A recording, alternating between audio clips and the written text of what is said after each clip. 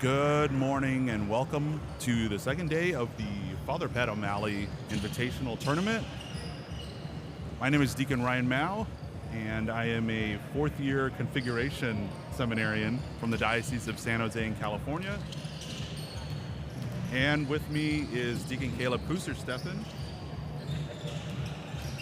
Great to be with you, sitting here in the secondary seat for a little bit. I don't know if we wanted to go over the results from yesterday's games before this matchup between Francis de Sales and Conception.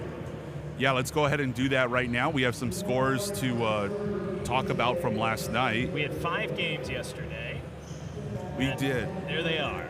Yeah, and the first game always is Mundelein Seminary plays the inaugural game of the tournament. They won and beat St. Mary's of Baltimore 50-36. Sacred Heart beat Bishop Brute 48-23. Conception defeated St. Joseph's of Wichita 49-40. St. Francis de Sales over at Santa Maria de Popolo, the other site for this tournament, beat St. John Vianney 40-27.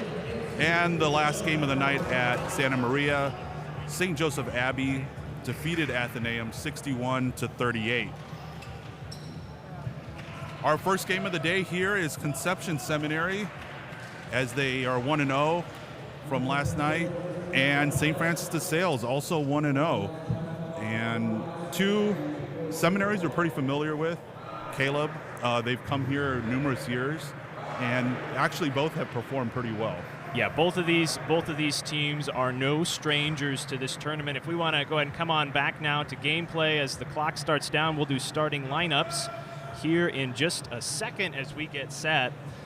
But yeah, Francis de Sales, Conception, both coming off of the victory yesterday, makes this game pretty important as we're looking to decide who gets into the final tournament.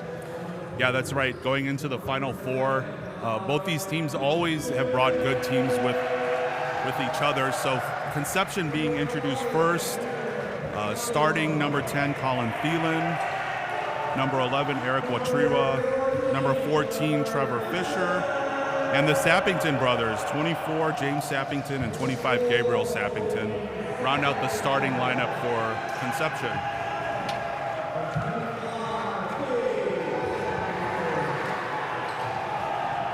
St. Francis de Sales will be introduced next, and like Deacon Caleb said, both teams need this win, especially in full play. Only 3 games being played throughout. And definitely Conception's size, definitely an issue for other teams. And we'll have to see how St. Francis de Sales combats that, especially with the Sappington brothers. Now, who was St. Francis de Sales? They're playing SJV last night over in the Popolo. Not a game I get to see. I did get to commentate on the Conception St. Joe Wichita game that was yesterday, and Conception just has, especially in those Sappington brothers, the bulk. So I was talking with a couple of our Wichita players yesterday, and that was the biggest thing. Like, in order to compete against that, where they're just not as big physically, they have to get pretty aggressive in the paint and both defense and offense in order to try and make a difference in that. Yeah, definitely. And the starting lineups for St. Francis de Sales, number 44, Aaron Sear, number 24, Kevin Duran, number 23, John Lesniewski, number 21, Tim Hireman, and number 5, Adam Witter, round out the top 5, the starting 5.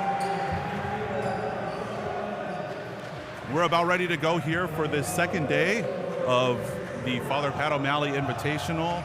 Thank you for joining us, and we are about ready to go here at Mundelein Seminary.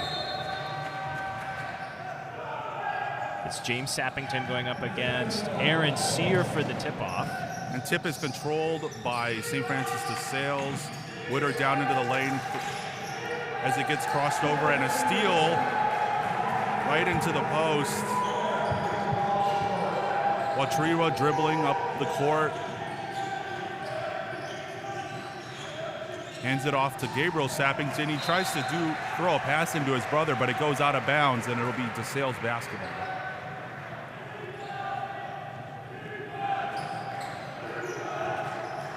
Hireman dribbling the ball up the floor. Here it looks like Conception starting in a man-to-man defense. Witter back up to the top of the key and throws the ball away, but Lesniewski able to corral the loose ball at half court. Out to Hireman. Hireman dribbles down into the corner, passes it back out. And a wild pass again. Last touched by Conception, so it'll stay down here to DeSales basketball. Ball is inbound into Hireman. Hireman dribbles into the middle of the lane. He puts up a shot, no good. James Sappington with the rebound. Both teams feeling each other out this morning. It's a little early. Watrua up at the top of the key, passes it down to Fisher. Fisher back up to the top of the key to Sappington. And Watrua for three. That shot is no good. And they break back out. DeSales, beautiful pass down in. And Tim Hireman with the first basket of the game.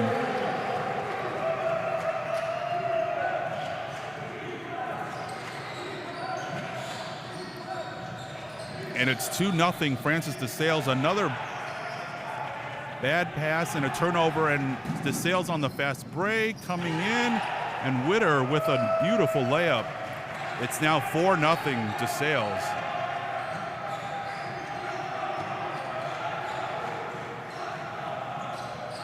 Early on, sometimes it's difficult having the first game out. You're still getting the cobwebs out. A three-pointer by Gabriel Sappington. That shot is no good. And the rebound goes to Witter for Francis DeSales.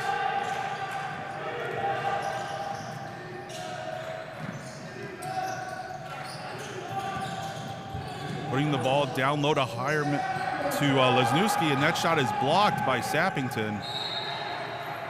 The ball goes out of bounds, and it looks like it's going to be DeSales basketball. Little sloppy play from Conception to start, but they are also getting their shots in.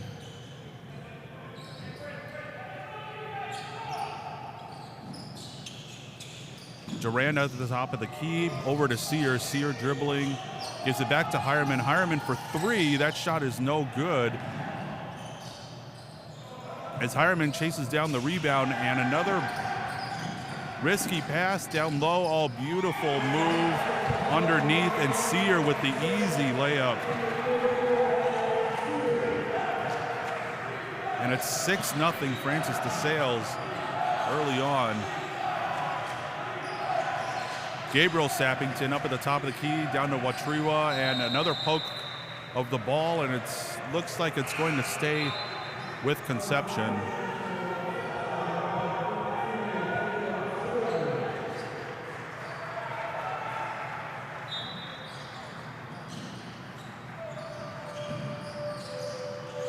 Watrua out to Thielen. Thielen for three, and that shot is good. And first points of the game for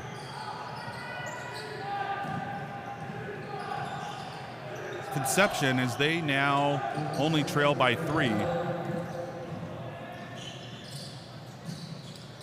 Lesniewski at the top of the key, dribbling down into the lane, and ball is knocked away, but picked back up by Lesniewski. Lesniewski, no stranger to this tournament. He's been here the last few years. Three-pointer attempt is no good by Hireman, and a foul is called. Foul's on number 24, Kevin Durand. His first personal. That's the team's first of the first half. Eric Watrua at the line shooting two.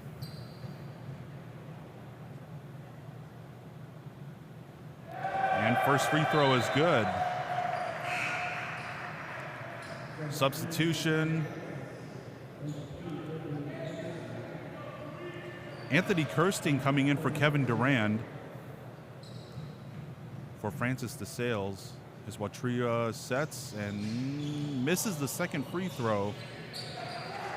And rebound controlled by Francis DeSales. 14:23 to go in this first half. It's a running clock here, except for the last 2 minutes of each half, as well as any timeouts during the half. Ball is tipped and stolen by Watriwa.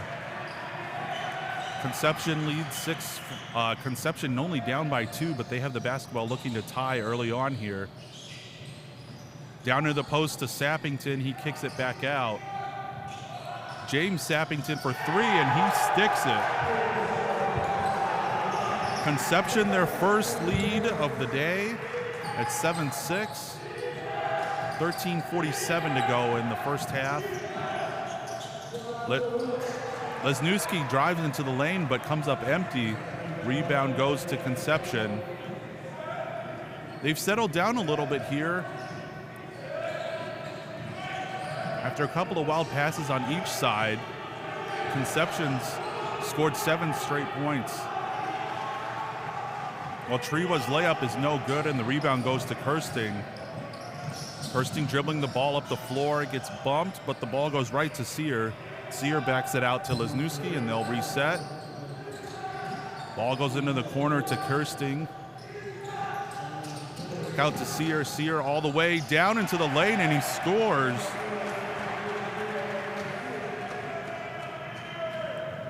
He's got 4 points, and Francis DeSales back up 8-7. Watriwa calls out a play. Watriwa gets the ball, puts it into the corner.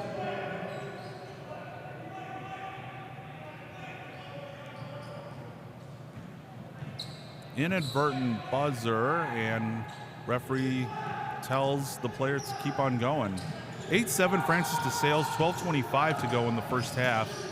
Lesniewski kicks it back out to Sear. Sear, to a cutting Witter, and he gets fouled. Foul is on number 25, Gabriel Sappington, his first, team's first.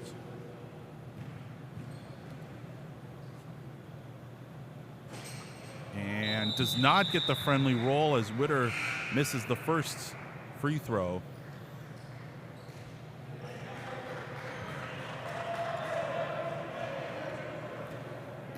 Clock continues to run, even on free throw attempts in first and second half, except for the last 2 minutes. And he misses both, and James Sappington with the rebound.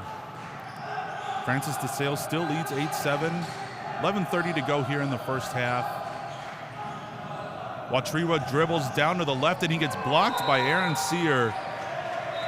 Great block. The defense has definitely picked up for Conception.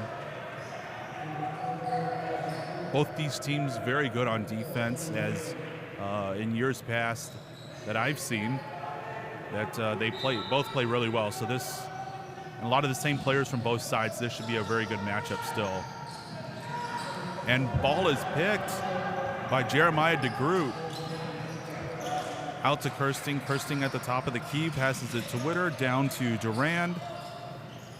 Back up to the top to Witter. Witter drives the lane in the left, and he gets blocked by Watriwa, and the ball will go back the other way to Conception. Little bit of a push here, and they settle back into their offense. Sappington with the ball in the corner. They double team him, and they go back in. Again, he gets double teamed, and he just spins out of it, and he scores. Beautiful shot. And it's 9-8 Conception as they retake the lead. 10:15 to go here in the first half. Beautiful passing. Kirsting takes a shot. That's no good. Rebound by Witter. Witter kicks it back out to the wing. DeGroot goes and drives, and he gets fouled. That foul is on James Sappington. His first and team's second. And at the line shooting 2 is Jeremiah DeGroot. That one spins out. A little bit of issue early on with the free throws for both sides. I believe Conception has made a couple, but Francis DeSales struggling from the line, and they miss both. free throws.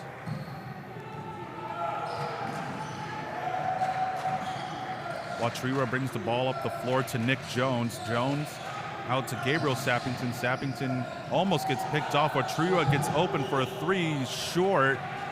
And Duran pushes the ball up the floor, and he throws it out of bounds. He had DeGroot there, but DeGroot just couldn't catch up to it.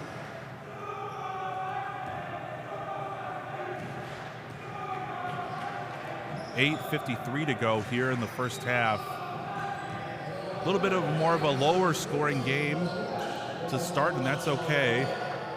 Out in the top of the key for three is no good by Phillips. But Conception gets the rebound. Dribble drive, Watriwa, little floater. That shot's no good. Fight for the rebound, and that'll stay here with Conception. Some more substitutions come in for Conception.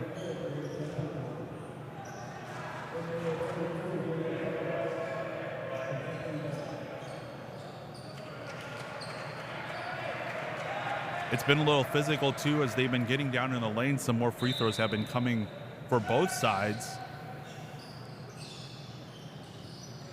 Ball is inbounded to Jones. Jones in the corner, dribbling back out to the top of the key. Now he drives in, lays it up, and it goes in for Jones. That's his first field goal of the morning.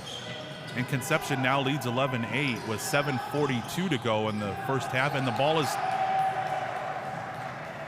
stolen away. Tried for the entry pass, and it did not go through. Conception been forcing some more turnovers from DeSales.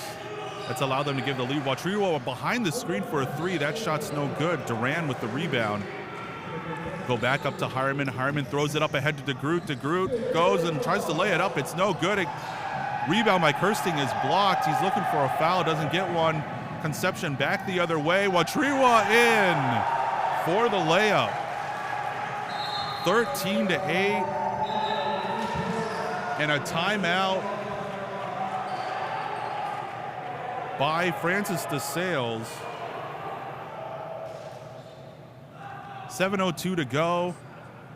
Conception 13, St. Francis DeSales 8. They've turned the pressure on of late, and the defense for Conception doing very well here.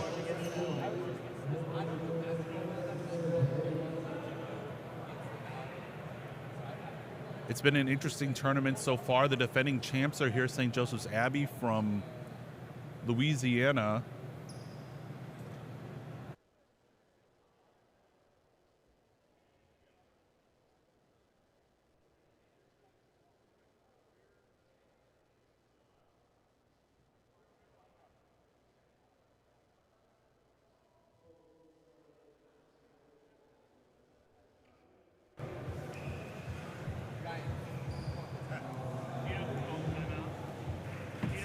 DeSales called timeout. 13-8 here. As I have Terry Marmion joining me. Terry. Hey Brian, how are you doing? It's a beautiful day at Mundelein Seminary.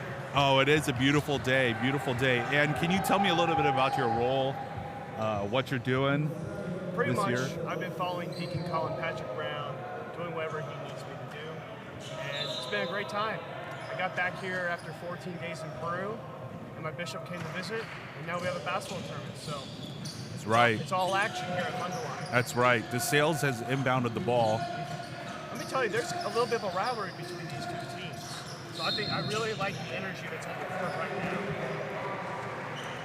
Fouls on number 25.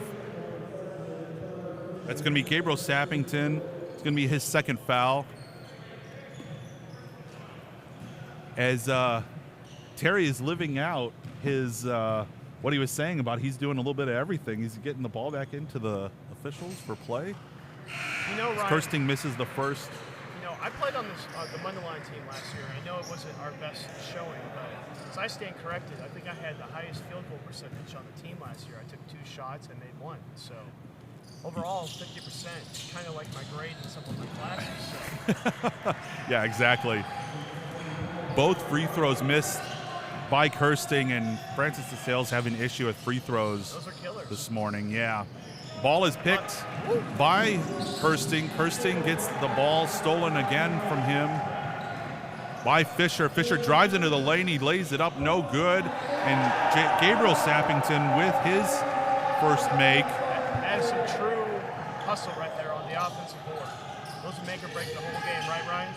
Yeah, definitely. And the defense for Conception, Terry, has been pretty superb after kind of like a little slumber to start the day. But, and another great block there by Sappington. And Conception goes back down the other way.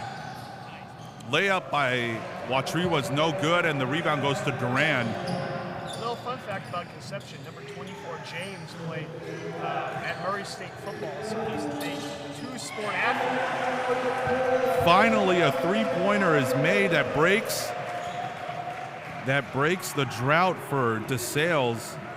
But the good part is they're only within 4, so that's good for them. Watriwa, and the ball bounces on the line, and it's a backcourt violation for Watriwa. So not too many, some mistakes early on by both sides. They kind of settled in. Conception started on a huge run. Well, this morning in the chapel, I saw all the guys for the Mass. A lot of them still had their eyes closed during the homily and all that, so I think they're still waking up, still getting the body going. I think they ate a lot of tater tots at breakfast at Mundelein. We have very good tater tots at Mundelein. That's not a sponsorship, that's just true. That's right. Ryan, what's your favorite breakfast at Mundelein? I mean, it's got to be Thursday morning. Oh, that bacon dough? Bacon day. It's always a popular day with us here.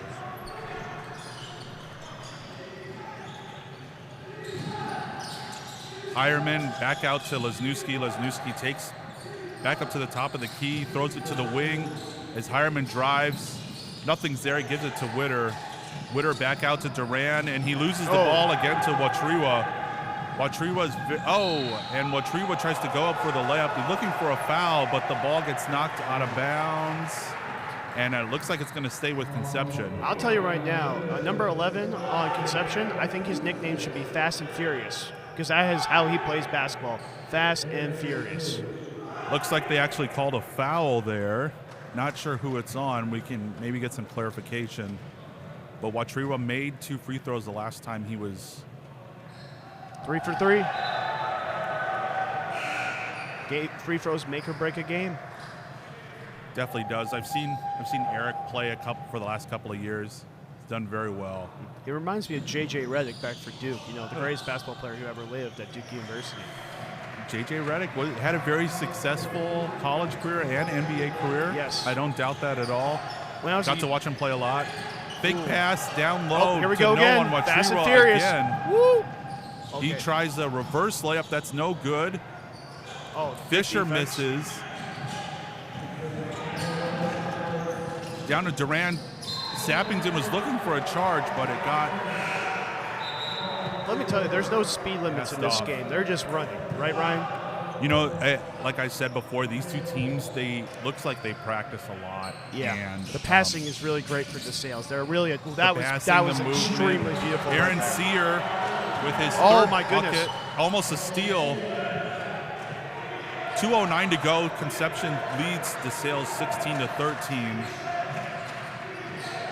Number 10 right there. He's got a nice shot on Conception. They're going to try to get him right. Look. I told you. I know their whole team. Colin Thielen. He's also a returner from last year's tournament as well. Great player. Yeah, very good player. Like you said, excellent shot. He's got that arc that it just swishes. It doesn't hit anything but net. Sometimes that's what you're looking for in a shooter. Mm-hmm. Hireman back out to backdoor cut. Lesniewski picks it up, throws it back out to Duran. 1:29 to go. 44 is going to go in. And that shot no good. He had Sappington diving for the ball. And with 1:20 to go in the first half, 19-13 Conception.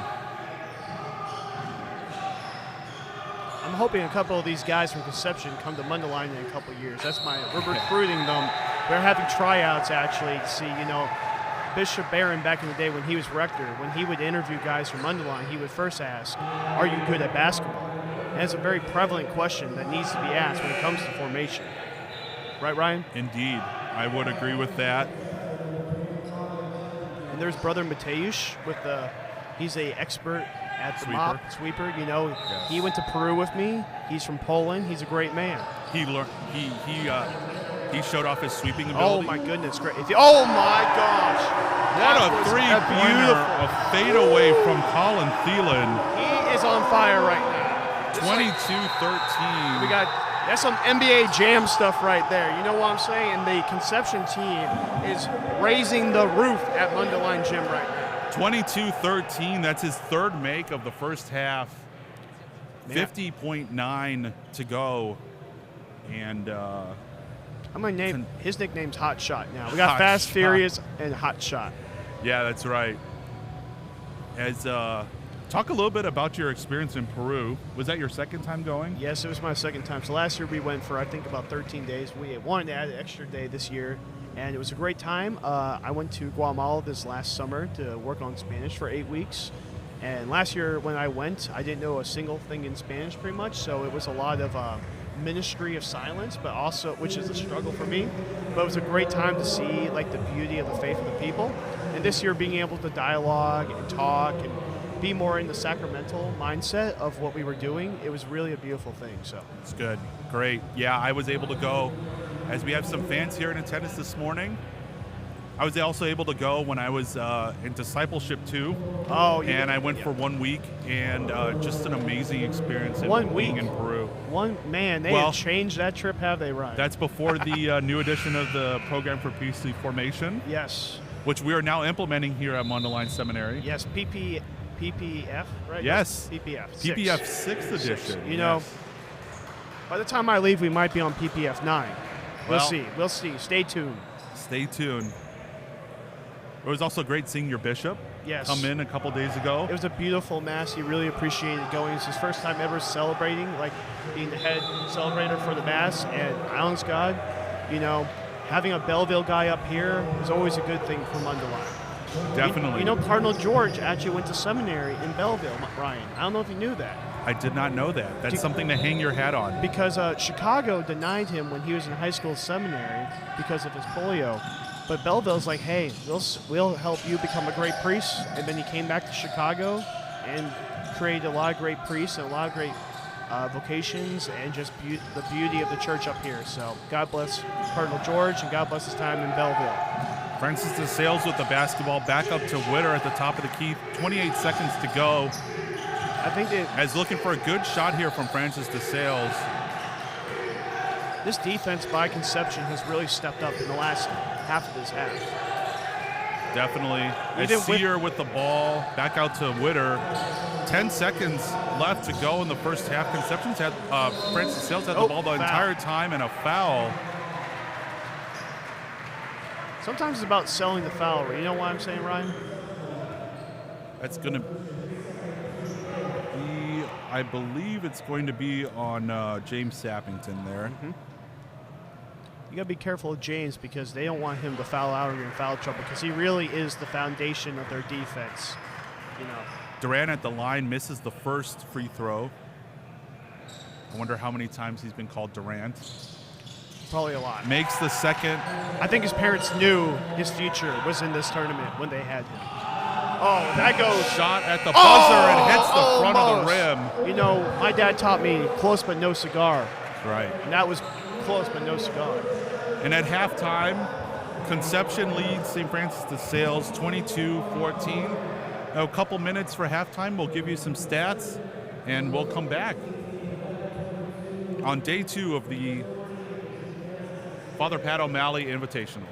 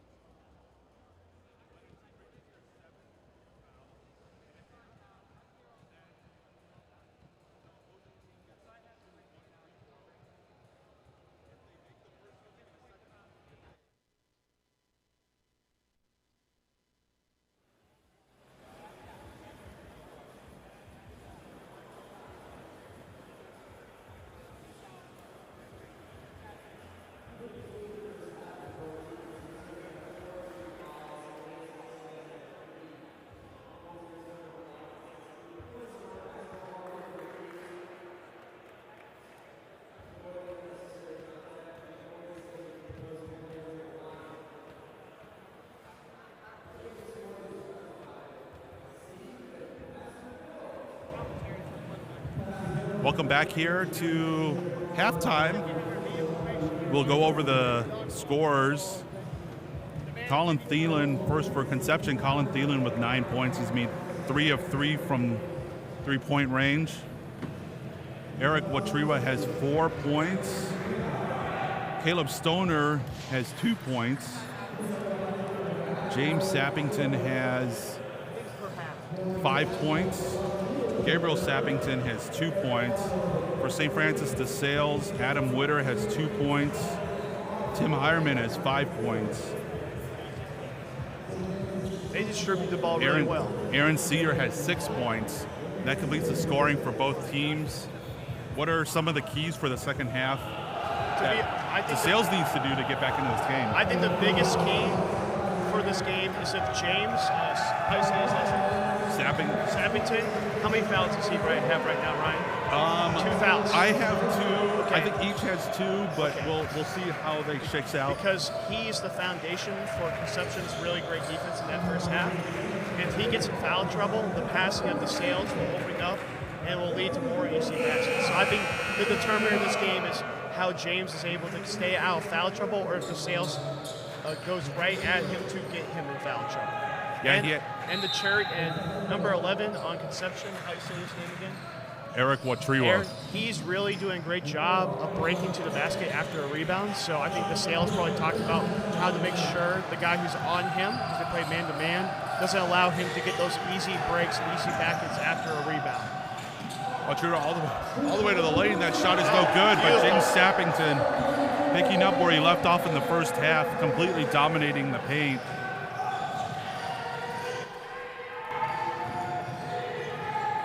Lesniewski down in the lane. That shot is no good. A fight for the rebound, and they're going to call a jump ball. Yep. As Conception started with the basketball. And possession arrow belongs to DeSales. They'll retain possession down on this end. The halftime score of the game over at the Popolo is 26 Sacred Heart, 21 St. Mary's. Just letting all the viewers know. So. Thank you for that update. You know, last night, the St. Mary's game with Mundelein was a great game, Brian. But, you know, I think it was a great tone setter for the great Mundelein team. And today will be the true challenge in the second game. So stay tuned and watch. And look at that shot. Oh, close. Sappington's three-pointer is no good. That's right, Terry. They play the defending champs, St. Joseph's Abbey from Covington, Louisiana. They're a great team. They were a great team. They won again last night. I don't think they've lost yet in the tournament that they just started last year. They're 6-0 all time at the Mundelein tournament.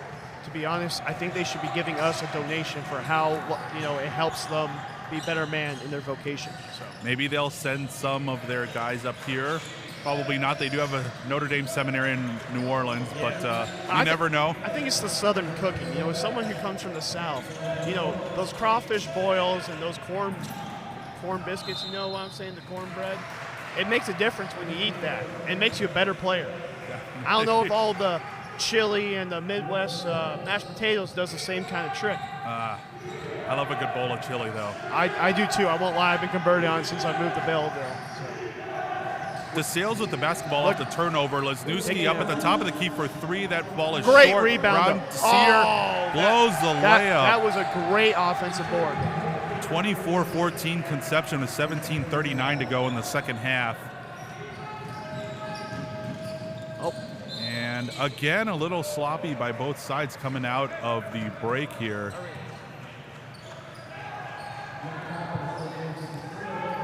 Ball stays with Conception as they're looking to extend their double-digit lead here.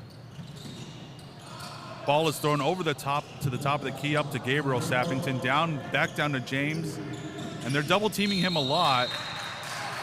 And the more they double-team him, there's going to be opportunities for Conception to score buckets outside. They definitely don't want the ace three-point shooter, fireball, or hot shot, as I call him, on Conception to get a wide-open shot because he made 3 in the first half. Sear coming out and Francis coming in. Looks like he got popped in the mouth. Oh, beautiful inbounds pass to James Sappington, and he scores again. And like you were saying earlier, Terry, that size that Conception has, that strength, it's very difficult for any team to contend with that. and it wears teams down over the course of a game. And the great thing about the rest of the Conception team is they have the one really strong guy in the middle, but they have a lot of really quick guards who want to steal the ball and they want to play that fast-paced game, so it really complements each other.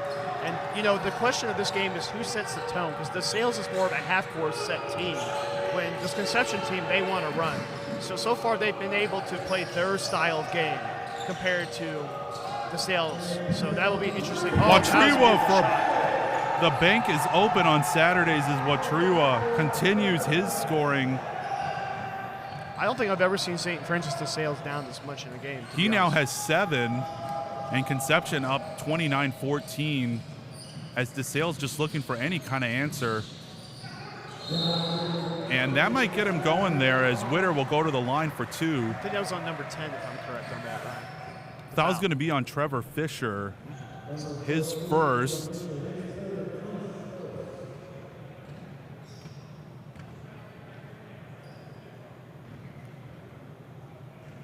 As Witter is at the line shooting 2.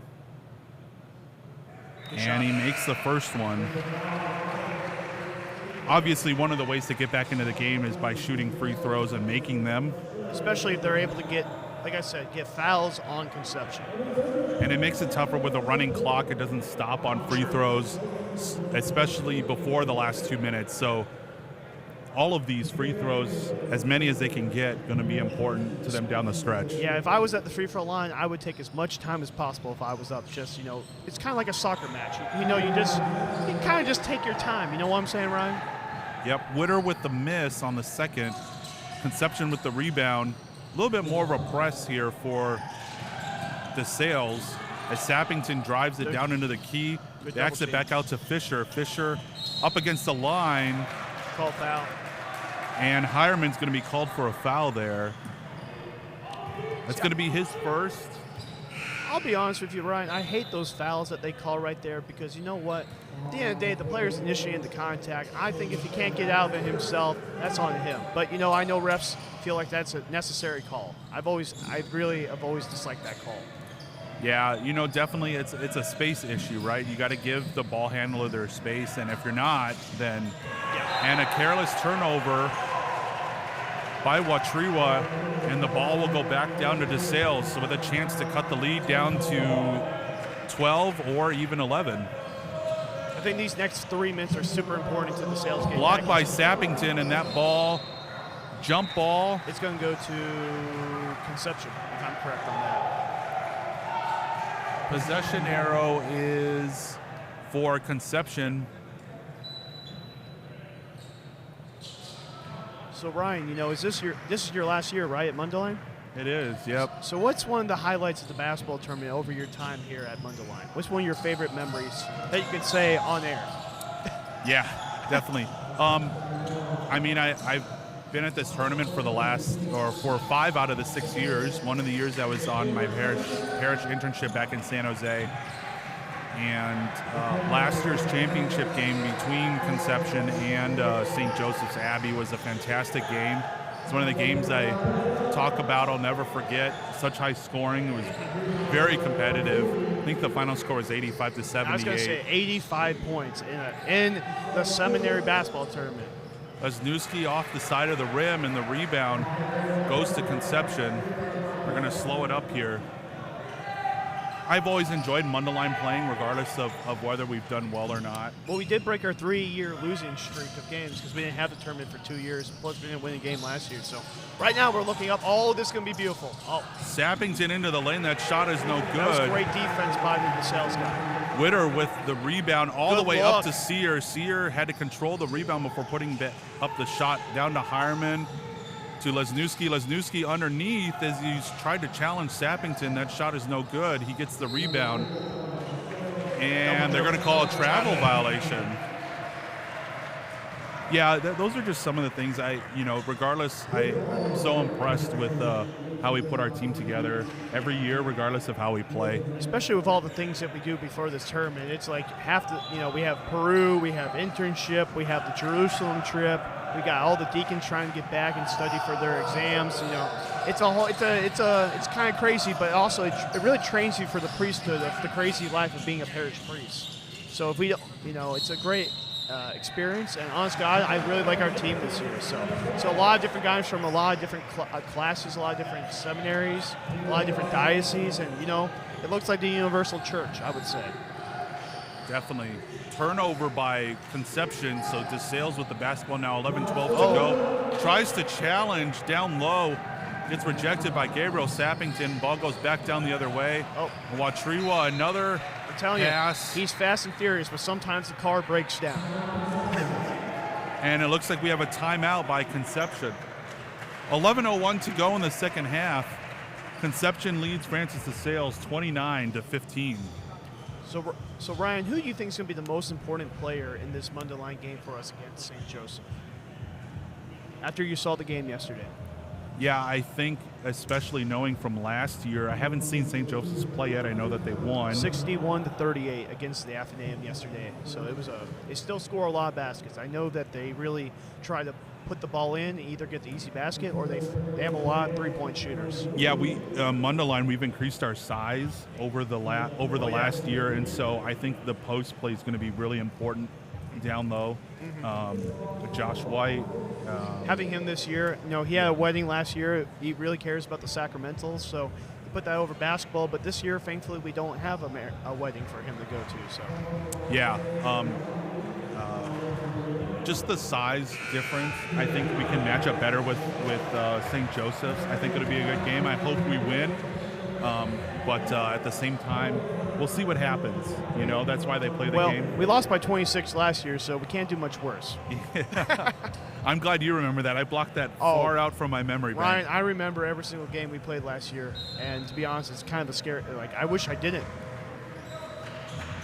Mundelein and St. Joseph Abbey next. As we restart play here with DeSales having the basketball. They're looking for just something to get them going here with 10:50 to go. They scored in the second half, Ryan, pretty much? They have scored, yep. But it's been tough to come by as this defense Witter. Wow, it's really been great. Witter misses another shot.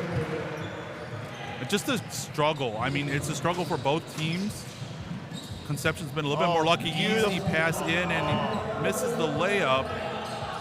Oh, now he's going to make that. Reverse layup by Martinez is no good, and the rebound goes down to DeSales and a Duran. Duran going up the right side of the floor and driving. That shot is up and no good. Rebound goes back out. Foul. Drive to the lane by Kirsting, and he gets fouled. And honest God, Conception's still playing really tight defense without James on right now, and that's been something I wasn't expecting. So I really think Conception is one of the title favorites this year at the Mundelein basketball tournament. Gabriel Sappington with the foul. And the first free throw by Kirsting is good. That is his first points of the day. As James Sappington comes back in for Jesus Martinez. We need a good nickname for James. What do you think, Ryan? I don't know, he's built like a tank, so that's the first thing I think of. We could call him a Sherman. Sherman's his name. Both free throws are good as DeSales breaks their scoring drought. And it's now 29-17 Conception with 9:20 to go. There's still a lot of time. This is like a Father de Gaulle homily right here. There's a lot of time left in this game. Easy basket from Gabriel to James. And it's 31-17 now with 9:06 to go in the second half. Sear back out to the top of the key. Looking to Duran. Duran, a long three-pointer. That's no good. He's looking for a foul. Not going to get one. Gabriel Sappington will take the ball up the floor here.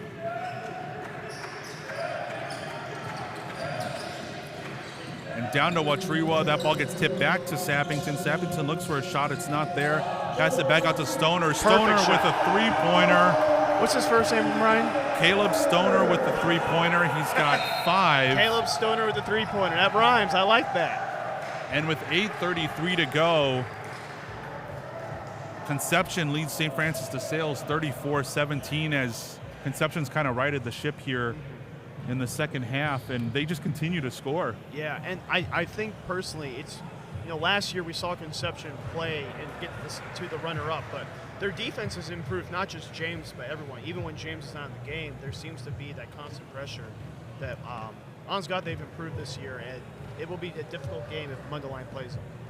Yeah, definitely. And just over the years, like I've said before, Conception has continually brought a very good team, very competitive team. And they only have like 31 guys at their seminary, so this is quite impressive. Yeah, So definitely. actually, they brought almost their entire team, their whole seminary here. They brought, I think, 25 of the 31 guys are here right now. They got about 10 guys in their fan club over there. And they're I don't know if they're as wild as the Mundelein guys last night. I think you got to say it, Ryan. Those Mundelein guys were pretty wild last night. Yep, and you'll get to hear some of that coming up next as Mundelein will take on St. Joseph's Abbey. James Sappington with 11 points, leading all the scorers here for the game. I think he's trying to get the MVP award this year. There are referees as they... Honest to God, the referees, they've done a great job this tournament so far. I remember last year I thought, hey, no blood, no foul. That's how these refs work. But I think they've done a very good job so far this tournament. We're very thankful to have them. So God bless the referees.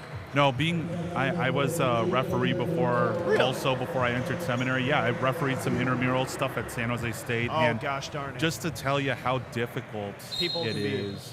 I've reffed a high school tournament also, very competitive. It's just very difficult, especially when the level of play gets increased. Exactly. By the quality of the players, that. And everyone thinks they know more than you, so they're going to try to tell you what the calls and all that are. I'll give you an example, Ryan. When I first played intramural football in college, we were playing co-ed, so it was, flag football. And first play of the game, we have a girl on our team who's about 80 pounds, and the guy on the other team tackles her. And let's just say there was a couple fisticuffs, and we were we were kind of suspended for a couple games because of that, but I think we handled it the right way. So Beautiful pass. that was great right there. From Sear to Lesniewski. And they need him to get going as well because he's one of their key players for DeSales, and he's kind of been locked up so far. Ooh, look at that. Oh, Beautiful that was pass beautiful. down to James Sappington. That shot is no good. They were challenging him at the rim there, and DeSales and Sear get the rebound.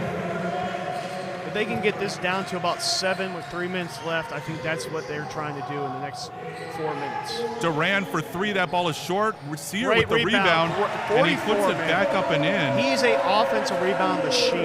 Aaron Sear with 8 points now. He reminds me of a young Dennis Rodman without all the crazy. DeSales closing the gap as now they're pressing, and that press forces a turnover. This is where the experience of the sales team might really come in and bring them back into this game. Because they're more than just I think their press is one of their best things if they absolutely have to use it. They don't use it unless they absolutely need it. You know what I'm saying, Ryan? Watrira coming back in to stabilize the backcourt. He was sitting out for a little bit of a break.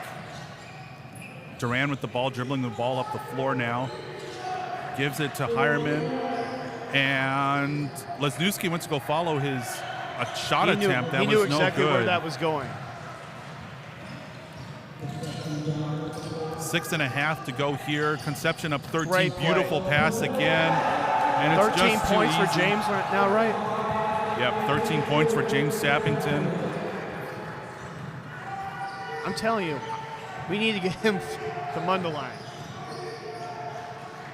I'll talk to Father Karch about the name, image, and likeness deals and see what we can get for NIL James. deals, yeah. We've been changing our own name, image, and likeness a little bit. Yes, we have the new crest. If you see the T-shirts that we're wearing, it's got there's a couple little small differences. I bet Father Karch. Oh wow, that was a hard foul right there. Did he make that? He did not make that shot, but he was pulled down. I think he just got caught up with the shirt and all that. I don't think that was necessarily trying to do that. Because if he was, he would have made it hurt more.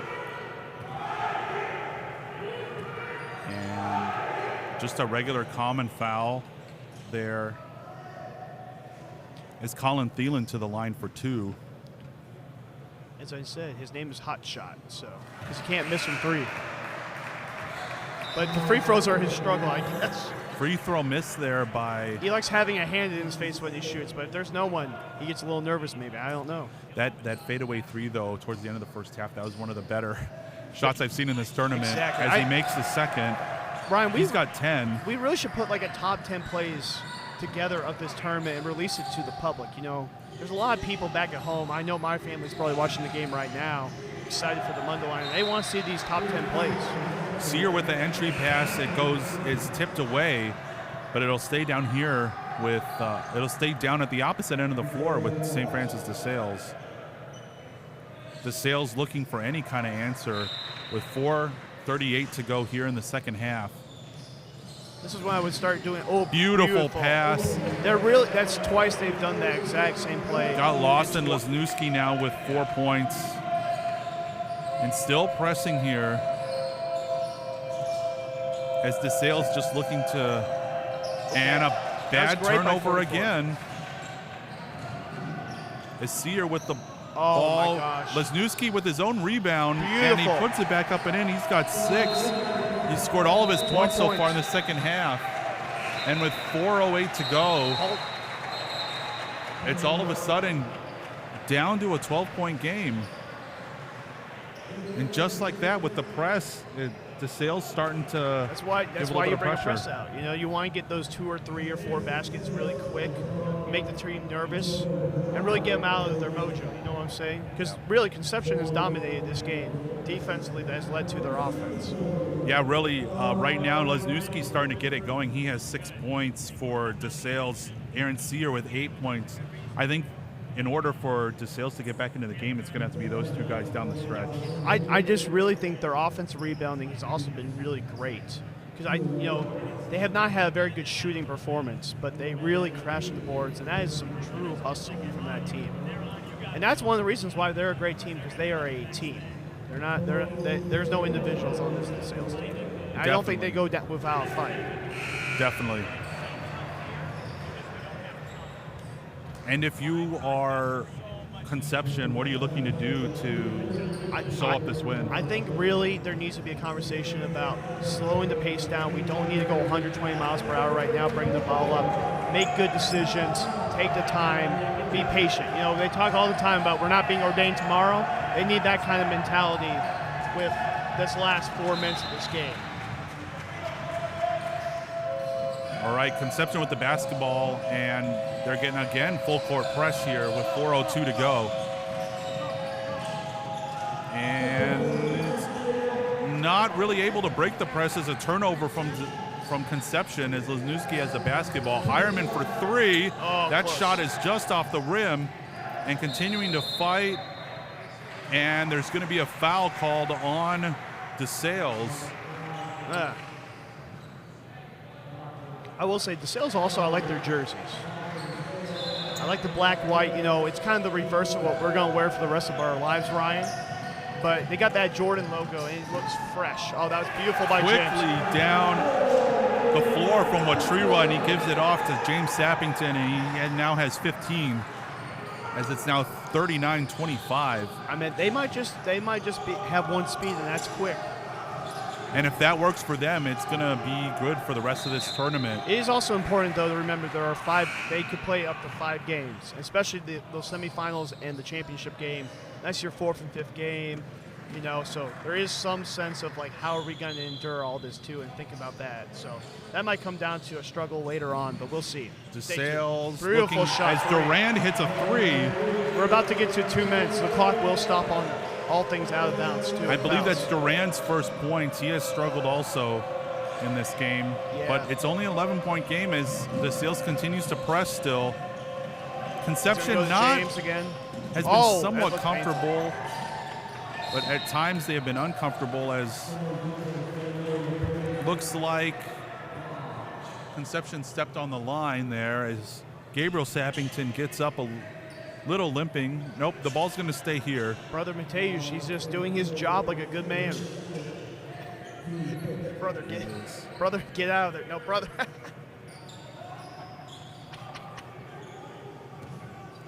As we're about ready to begin play here. 2 minutes to go here in the second half as they double team. Ball gets kicked way back out, almost to the half-court line. That's a good pass. And the trap. And a foul. That was great movement after that. You know, good recovery. Now, as James Sappington's going to go to the line. He's the leading scorer for the game and for Conception. He's got 15. And, you know, it's really not been him dribbling all that. It's really been a passing team, and that's really great to see. Yeah. It's not hero ball, and that's what's great to see about James's game. As Sappington misses the first free throw. Only an 11-point game with 1:44 to go. There's still some hope. Sappington hits the second one. He now has 16 and a 12-point lead now as we approach 1:40 to go in the game, and a push down by Watriwa. I'll also say St. Francis de Sales has not shot the three very well this game, and that might they either need to wake up on the three-pointer. This game is going to probably end up how it looks right now. They've had a tough time scoring all game long, Terry, and that's how you have to beat Conception, because if you can shoot from the three or shoot jump shots like that, it brings James out of that foundational defense that they have. Witter hits. Sorry, 9-point game. It's single digits. Witter hits a three, and still pressure from DeSales as they're trying to get the ball almost a risky again. Pass. They've had some risky passes under the press. Conception hasn't handled it all that well. They've done decent. And now they're trapping up at the top of the lane there. Oh, that was And a little bit of a shove. As now Conception is in the bonus with 1:06 to go, and James Sappington at the line for a 1-and-1. This is a very important free throw right here. Because if he misses and they go down and shoot, this game is completely back in the game. And that makes a calmly big drains difference. the first. 2 for 3 so far on the game. And now a 10-point game with 1:06 to go in the second half. You know, to be honest, it's only 41 points. So Conception's also not shot amazing too, but they've really taken the most from the 2 points and getting the baskets like in the paint. You know what I'm saying, Ryan? Yeah. Except for hot shot. Yeah. So. Sappington drills both. And Sear a little bit wild as Sappington blocks the ball. Durano shot for 3, no good. And Witter tried to dump it off, but no one was there. And the ball gets turned over. Back to Conception as the press continues to be held. 43 seconds to go here. And Sear with the steal and a foul with 36.3 to go. James. An 11-point game. At this point, the fouls don't matter for James. So I told you, I think that was going to be the difference. And keeping him in the game has really been key for Conception.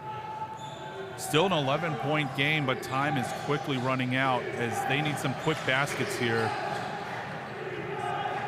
And the shot is good by Sear. They did not think that was his range, but he's like, let's go. 24.9 to go, a 9-point game, as Sear now is in double digits with 10 points. I think we fixed that. Oh, yeah. I don't know, Ryan. I've seen some crazy stuff in my time, usually in March Madness, but you know what? It's going to take a lot.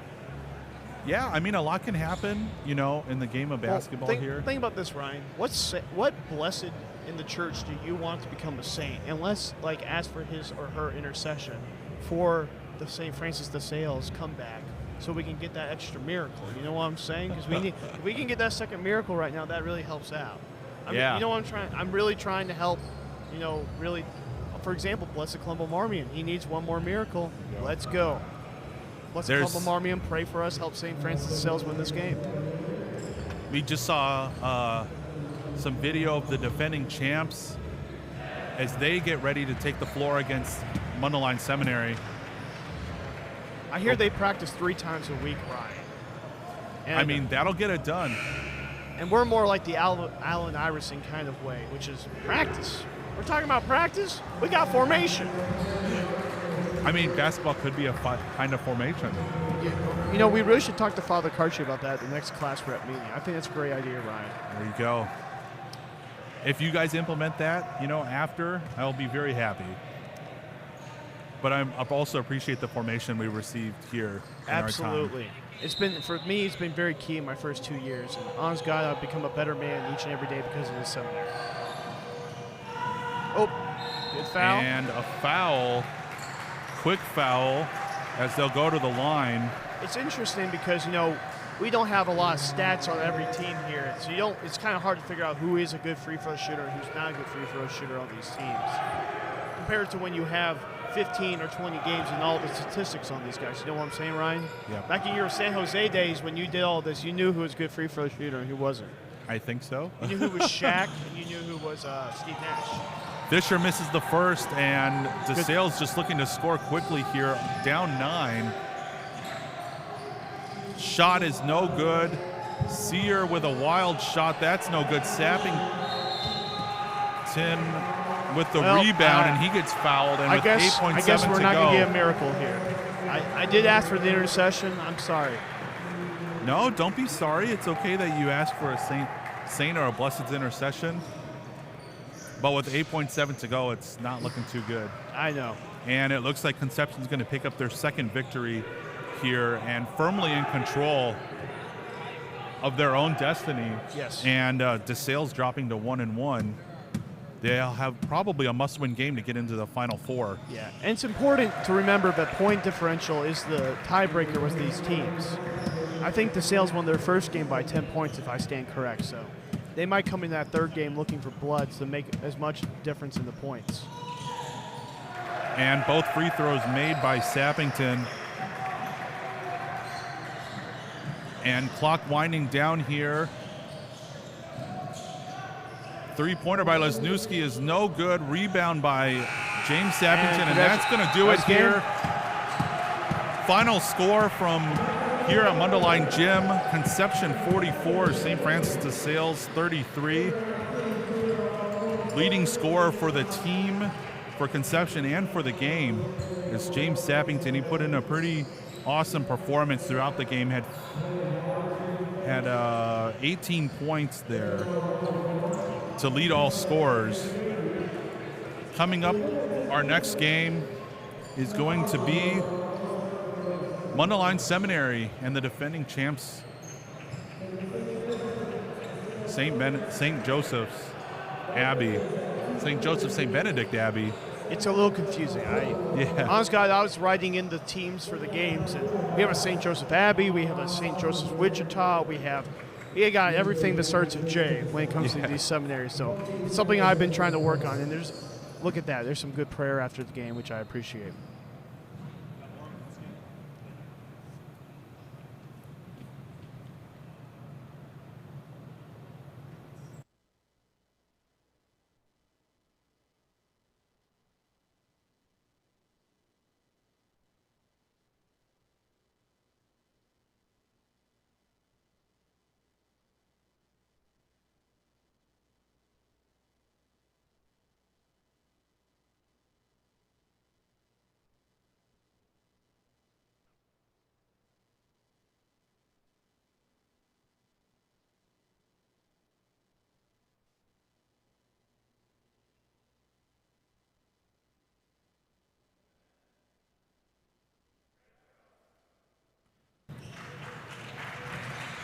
Also, one of the beautiful parts about this tournament is the fraternity that we all share as brother seminarians from across the country, here for one common purpose and one reason: to hopefully one day become priests of Jesus Christ, serve the Catholic Church and the faithful here in the United States. Coming up next is going to be Mundelein and St. Joseph St. Benedict, defending champs, in action. We'll come back in a few minutes with starting lineups. Don't go anywhere.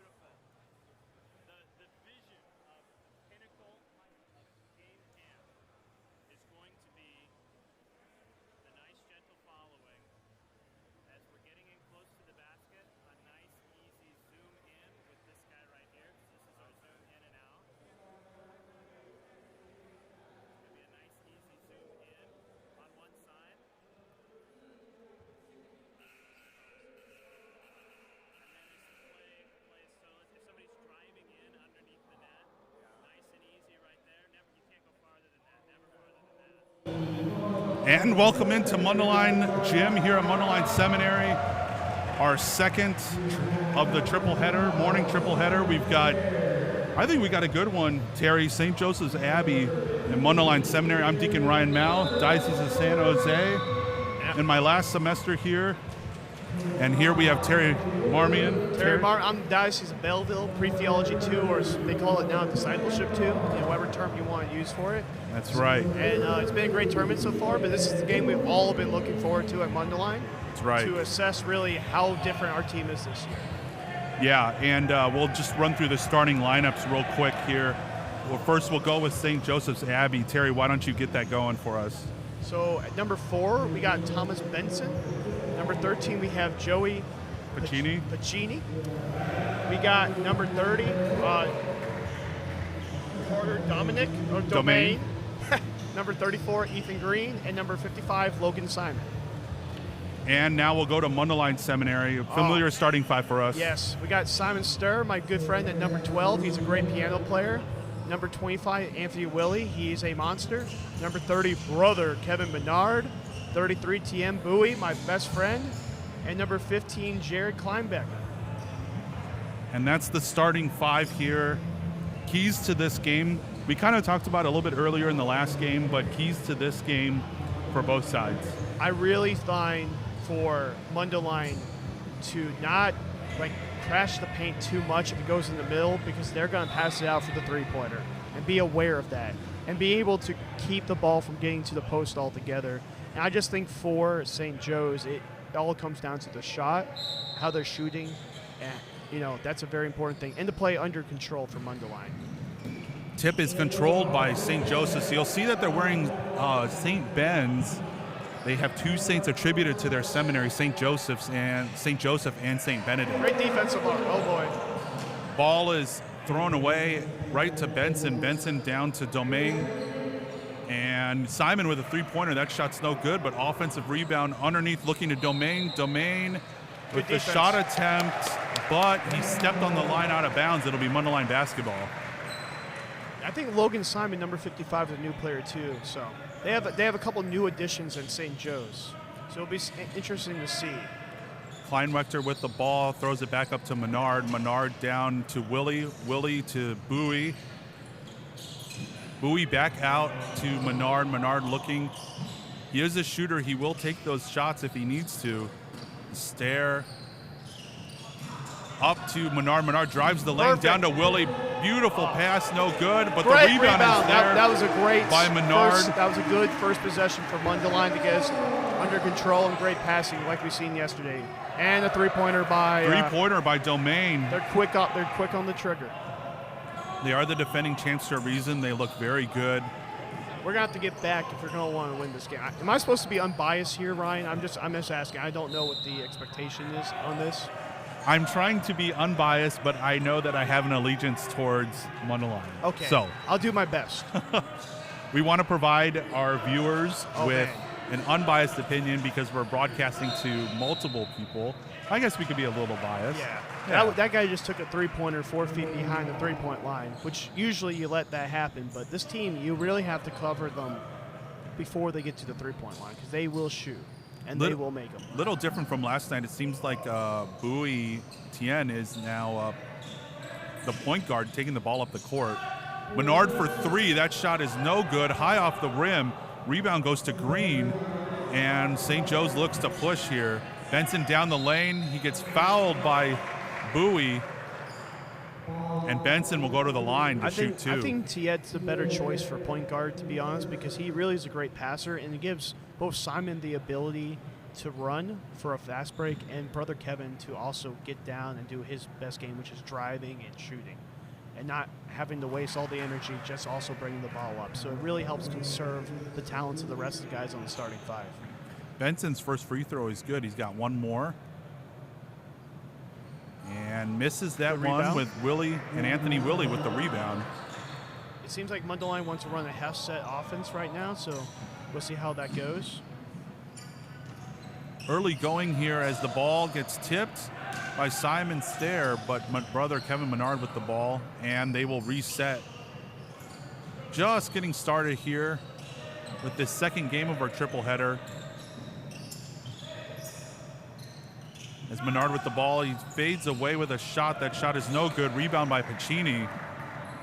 They're always looking Up the floor. Beautiful pass down to Ethan Green. That's something that Mundelein needs to make sure they're always getting back on defense, because they're going to run that.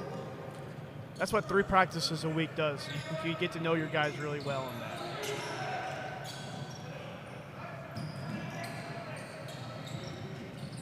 As Bowie with the ball throws it back across court to Menard.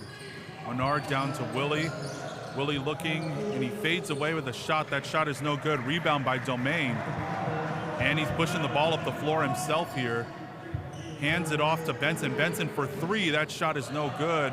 Good Fight rebound for the by rebound. Fight for the rebound by brother Kevin. Look at Simon. And up the floor now Simon down to Anthony Willie. They call it travel.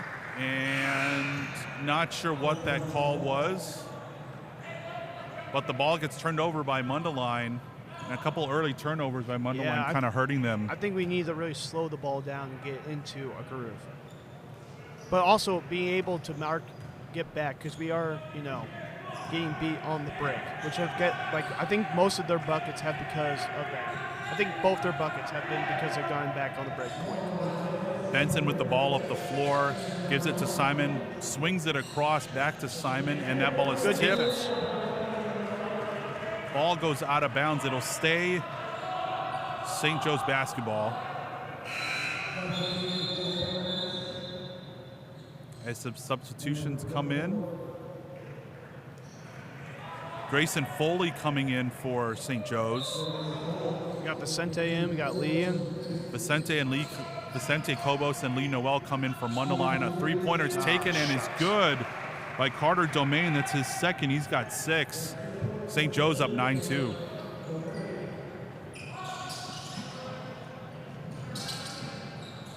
Patrick Truskowski in as well. Brother Kevin looking for a shot there. Didn't find it. Noel curls around, gives it back up to the top of the key to Truskowski.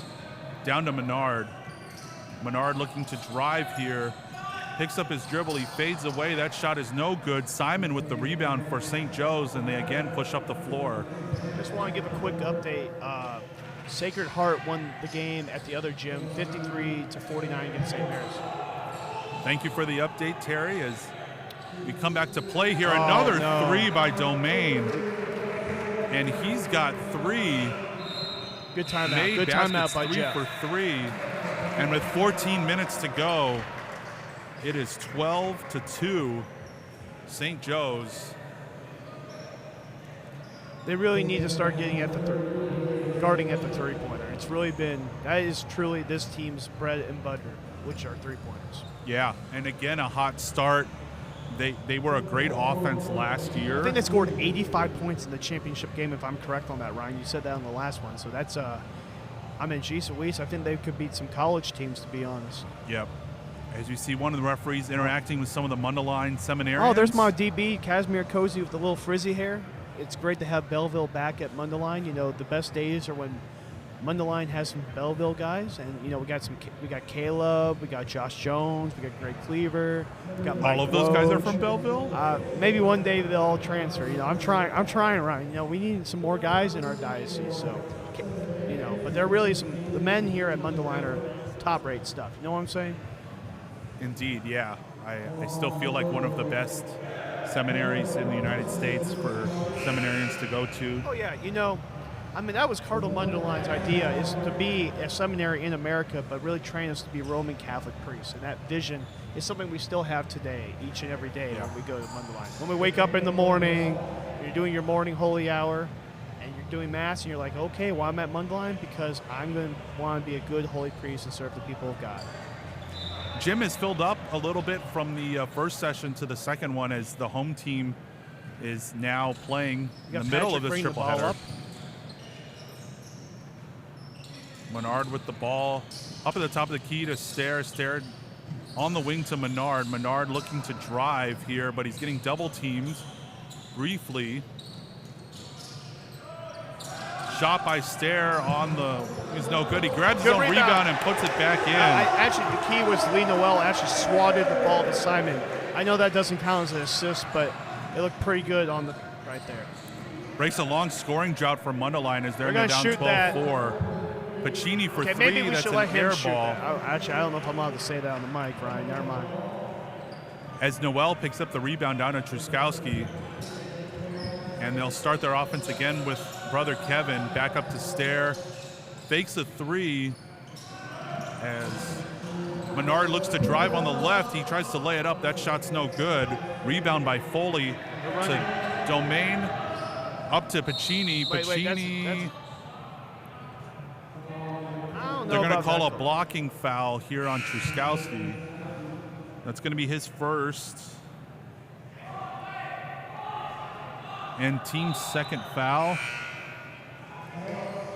As some more subs come in for both sides. And we got Josh White. I think Josh White's going to be truly one of the X factors in this game. Josh White making his first appearance of the day as Tien and Deacon Jared come back into the game for Mundelein. Benson with a layup that's no good.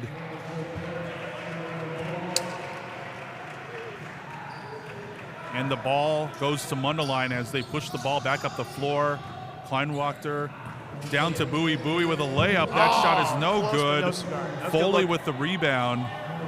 As Domain pushes the ball again, the layup is up and no good. Rebound from Bowie as he gets a little bit of pressure from the backcourt. Ball goes back to Menard, and they'll get the offense started again. Bowie with the bounce pass down to Willie. Look for White. Willie looking for Josh White. White from the wing, and he sinks the three-pointer. Now remember, Josh White was not here last year, so this is going to be. And when he went to the tournament, the sales, I think we got fourth place if I remember correctly. So we really have a game changer when White is on the court. Down to a 5-point lead for St. Joe's.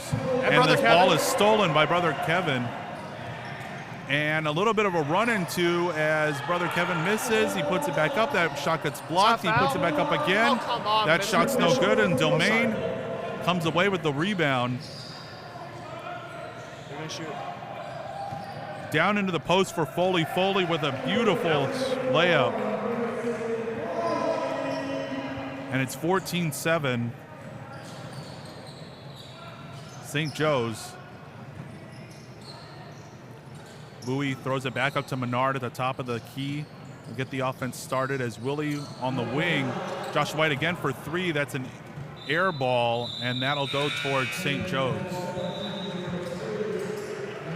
Seems like we have another substitution. Simon Stair coming back in for Mundelein. And Michael Bradford making his first appearance of the day for St. Joe's. You know, this year I've seen the Mundelein do a lot more substitutions, a lot more interchanging and all that. I think that's been helpful for the team. That three-pointer is no good. And Tien with the rebound. Over to Kleinwachter. To Stair, he takes a long jumper that's no good. Domain again with another rebound. Seems like we've been calling his name a lot. He's been very active. Three-pointer by Zimmerer, and that's no good. Ball goes out of bounds to Mundelein with 9:45 to go. It's 14-7 St. Joe's. We got to make sure we're not. We need to either get to the basket or we need to get a wide open shot. I think we're settling for shots that are not the best right now. Stair with the basketball on the wing. He's got to pass the ball. He's got 5 seconds. Looking to get down to Kleinwachter, and that ball is thrown away and stolen by Bradford.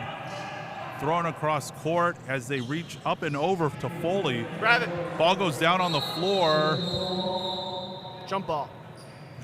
Looking for a jump ball there. Should be Mundelein's ball. And it's going to be Mundelein basketball. I'm pretty good at remembering the possession error. That's very important, especially in this tournament, in this game. As a kid, I always remembered that, so I could either try to steal the possession back. It's a really good 1+1 if you can. Vicente Cobos back on the floor for Mundelein. Kleinwachter with the ball. Down to Simon Stair. Stair drives, kicks it back out to Kleinwachter if it gets tipped to Truskowski.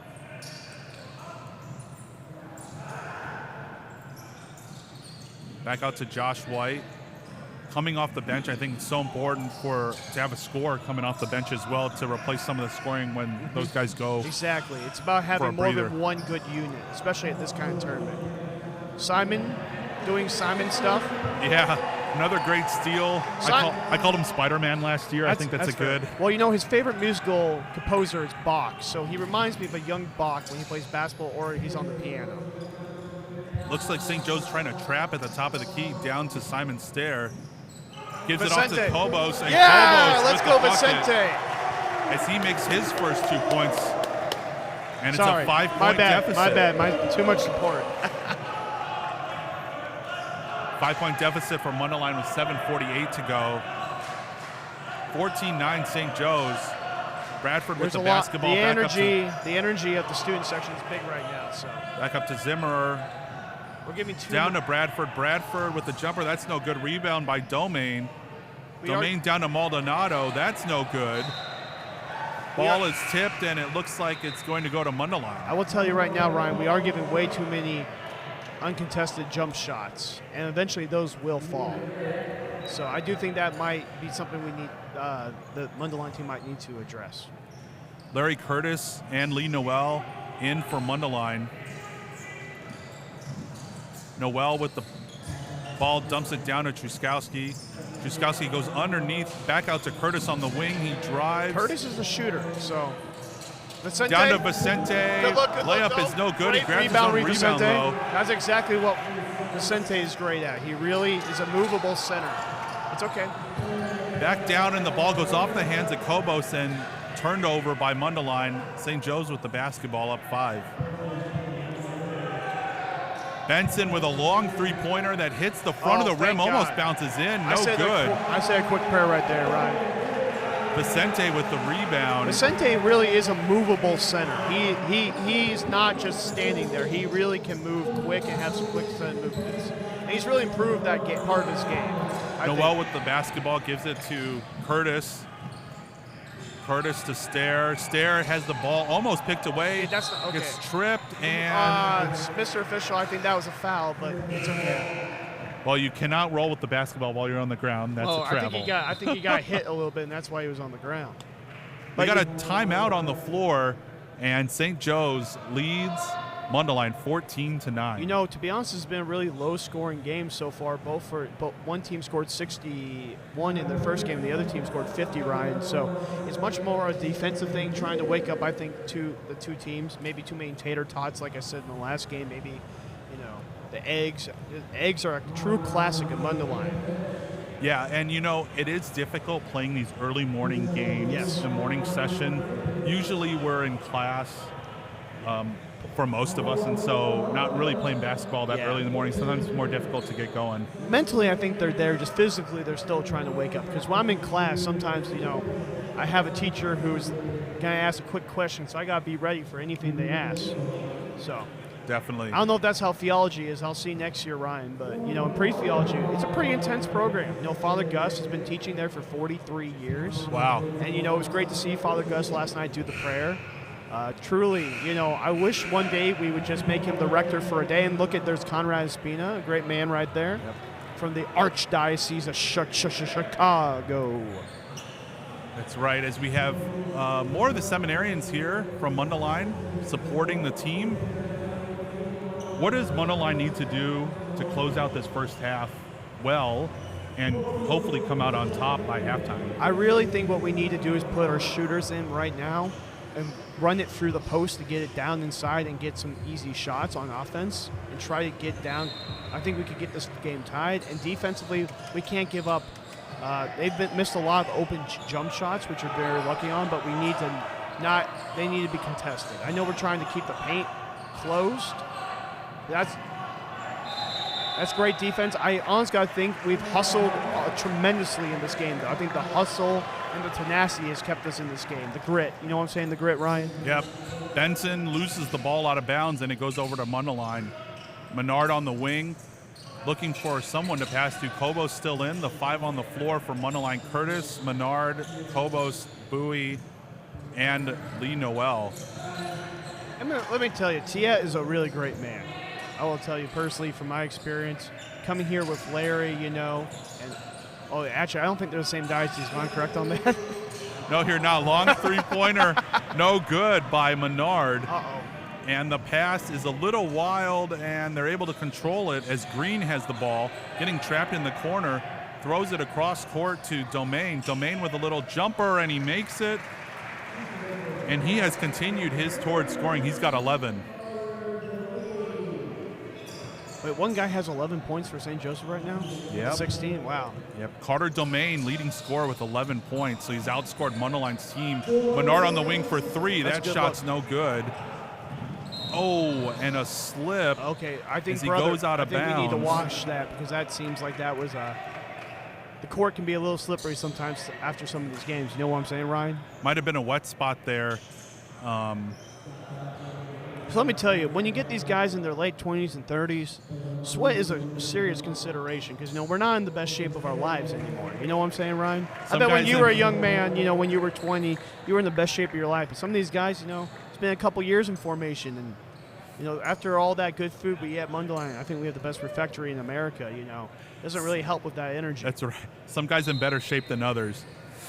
I mean, I'll tell you, Simon, he's in shape. And there's Lee Noel. Lee Noel for a three, and he drains it. Oh, my goodness. Lee made one yesterday, too, so he's making a 3 a game. And that's really what we need from Lee is a spark plug. You know what I'm saying? Huge 3, cut the lead to 4. As Domain with another shot. That shot's no good. Good as rebound. Bowie takes the rebound.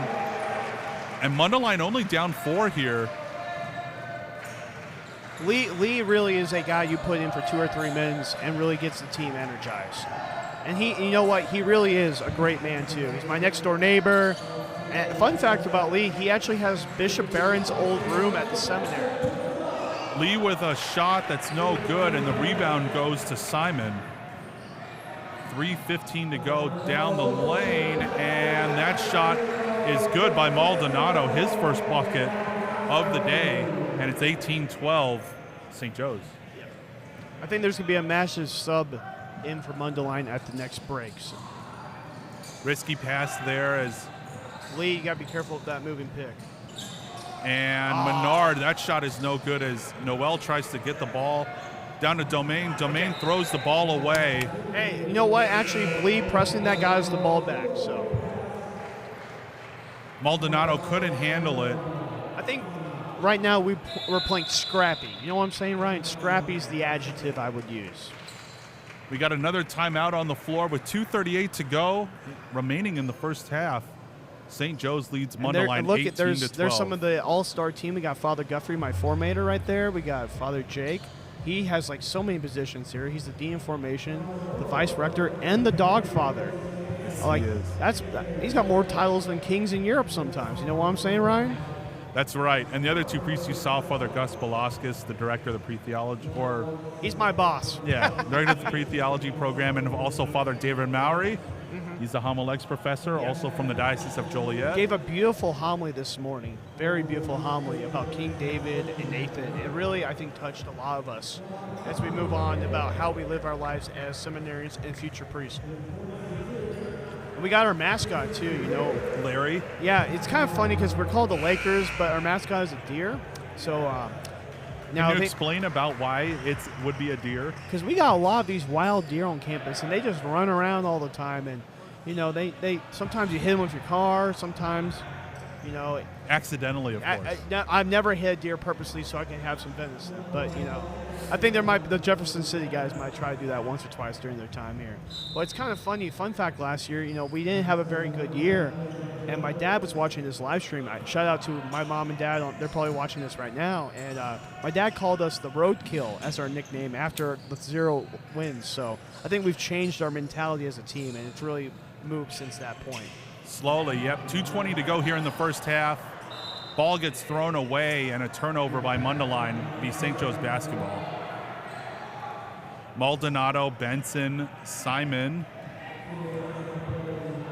on the floor for St. Joe's. We'll get the other two coming up for you right now. Green and Domain, the 5 on the floor for St. Joe's with 2 minutes to go. Good job, Simon. And ball gets thrown over to Maldonado. Gets double teamed by Stair and White. Ball gets kicked back out and to Domain. Domain down to Green. And That's Simon good. with active hands, but goes right to Benson. Goes down to Maldonado. He misses the shot. That's just a some little true. too That much. was some scrappy defense right there, right again. Menard with a long pass down to Stair, and Stair Yeah. lays it up and in. He's got 4 points. I think that was Jared actually. Was it? Okay. Sorry, my bad. I 4-point lead for St. Joe's. yeah, Willie. I meant sorry. And Anthony Willie with a great block. Anthony Willie with a great block again. Another long pass down to Stair. Stair, Too much. a little bit long on that one, and Domain with the ball, driving down the lane here. Defense by Menard, that shot's no good. Tip by Benson out to Domain. Domain looking for a 3, kicks it back out to Simon. Simon down to Maldonado. Maldonado to Green. You got 45 seconds. Good steal by Simon. And a steal, very important, down 4 here, looking to cut it to 2 or possibly 1 with a 3. 35 seconds to go as Mundelein slows up the offense. I think this is great, Brian, because we've seen that we can score if we have to score a lot, and we also can play a low-scoring game. You have to be able to both play a low-scoring and a high-scoring game based on just how you're shooting and how the other team plays yourself. Makes you more adaptable to the game. It looks like Mundelein might be content with the last shot here of the first half. As Kleinwachter kicks it back out to Menard. Seconds. I think Brother Kevin might take this shot knowing him. Drives all the way to the lane, and he lays it up and in as Menard. 2 seconds left. No good shot. A beautiful layup in traffic. Wow. And St. 2-point Joe's difference. up 18-16 at halftime. We'll get some stats for you. Enjoy the halftime break. St. Joe's, defending champs, leads Mundelein 18-16.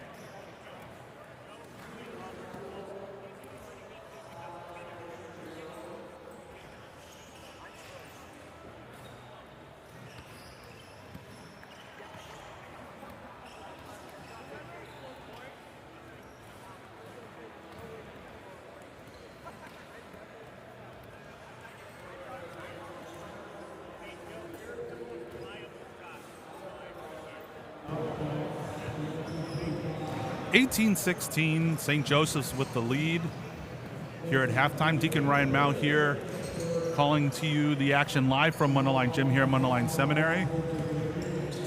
We'll go over the stats now. First for St. Joseph's, Carter Domain, the leading scorer for the game. He's got 11. Ethan Green with 2 points. Grayson Foley with 2 points. And Francisco Maldonado also with 2 points. From Mundelein Seminary, Simon Stair, brother Kevin Menard each share the team lead with 4 points. Josh White and Lee Noel both have 3 points. Vicente Cobos with 2 points.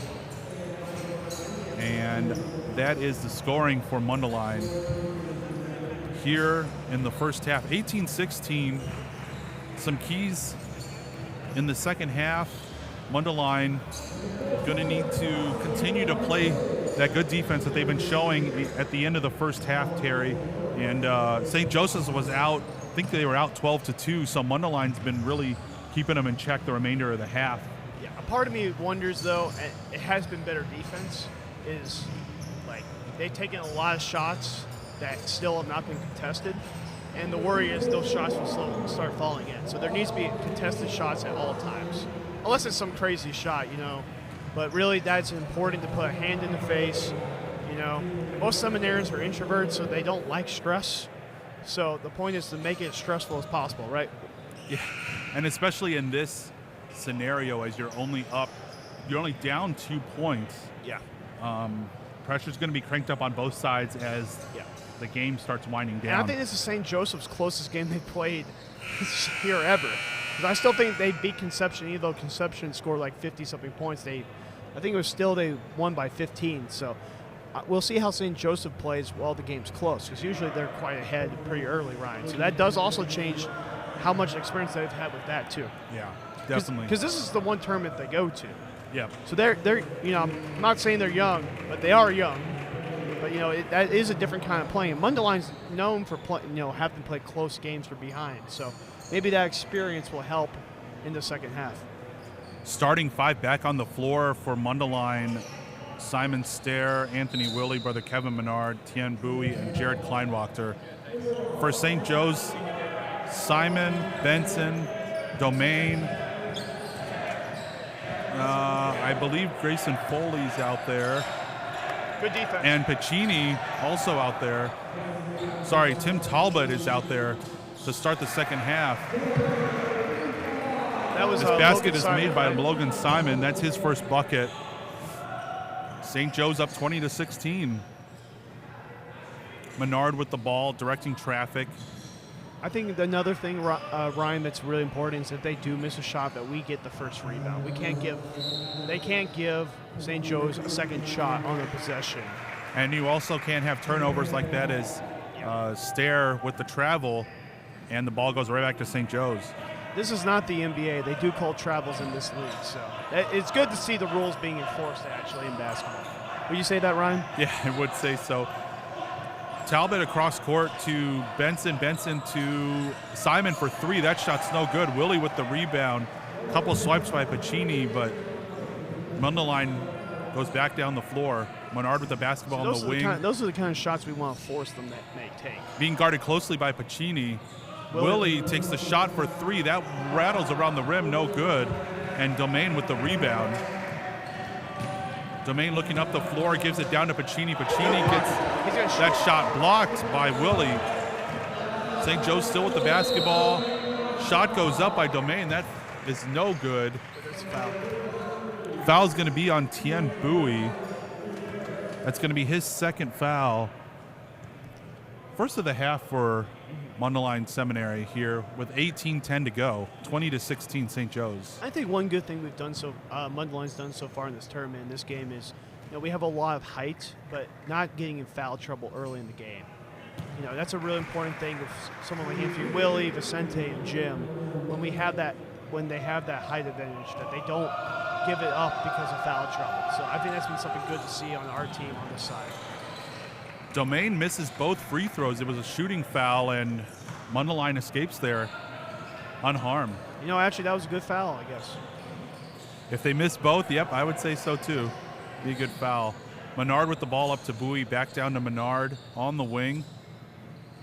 Cross court over to Bowie. Up to Menard as they're playing a little two-man game here to start. Menard with a fadeaway three. That shot is no good. Rebound by Jared. Rebound by Kleinwachter. Back out to Menard. Menard now in the paint as he gets in and he puts in a little floater. He's got 6, and it's a 2-point game. I really think it brings out Kevin's game when he doesn't have to play point guard, so he can do more of those things. And that's been great to see.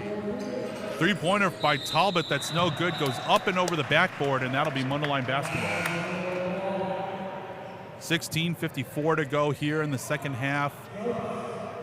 St. Joe's 20, Mundelein 18. Kobos back in for Mundelein. And Mundelein looking to tie or take the lead here with a 3. I think we also have Josh White in too. Menard with the basketball as he fakes him out with the shot. That shot is no good, but the rebound fought for and finally controlled by St. Joe's. Simon up the floor to Pacini. Pacini cross court to Benson for 3. That shot is good. His first three-pointer of the day. He's got 4. St. Joe's up 5 now, 23-18. See, the difference between when we have a hand in the face and when they take open 3 is quite different. Would you say that, Ryan? I would say so. Makes it, a lot more difficult. Yeah. Josh White in. Bowie fakes a shot and just kind of throws it away out of bounds. We got the spark plug back in. Truskowski back in, as well as Lee Noel. I'm going to call Lee the spark plug from now on. I think that's a good nickname for him. Ball gets inbounded to Simon. St. Joe's back on the attack here with 15:35 to go. Domain with the ball back out to Simon. Back into Domain as he drives. Goes right around Kobos. Travel. And kind of surprised with the traveling call is Domain, but it'll be Mundelein basketball. Down 5 with 15:13 to go in the second half. We dodged the bullet right there, so. Josh White dribbling. Lee Noel fakes a 3. Goes back up to White. White to Truskowski there. Truskowski to Noel. Noel dribbling, runs into his own player, and that's going to be a backcourt violation. Those are costly turnovers. Another costly turnover. It's, as they say, it's like shooting yourself in the foot. Am I allowed to say that, Ryan? Well, I think my producer just gave me permission to say that. I got the head nod, so. if our producers are okay with it, then I guess it's fair game. Cross court over to Domain. Domain tries to hit a cutting Benson and goes right off his fingertips out of bounds. It'll be Mundelein basketball. Some more subs coming in. Simon Stair going out. This game is Lee Noel going out for Tien Bowie, and Larry Curtis coming in for the first time in the second half. It's really been a chess game when it comes to the substitutions and all this. It's not been a fast-paced game, and I think both teams are really trying to figure out what are the slight advantages they can have. Sometimes you need a little reset when you get on the bench just to reset your mind. It's difficult to do out there on the court sometimes. Yeah. Curtis squaring up, trying to find Kobos down low. Sente's getting mauled. And he tries a layup that's no good. Rebound to Domain. Nice pass down to Simon. Simon down to Pacini, and he makes a bucket. That's his first points of the day, and it's 25-18, St. Joe's. Nice White. And that's going to be a charge on Josh White. Defender was set, and another turnover for Mundelein. 25-18 with 13:10 to go in the second half. I will say Josh White was trying to be creative there, and actually I think it did look like a good thing, but that really was a great defensive play by the St. Joe's guys. So. Good job standing there, taking the contact. As Simon brings the ball back up the floor, down to Domain, as it looks like Mundelein's in a zone here. Domain down to Bradford. Bradford underneath, little bit of traffic there to Domain. That shot is no good. They call it offensive foul. And they're going to call an illegal screen on St. Joe's, and the ball will go to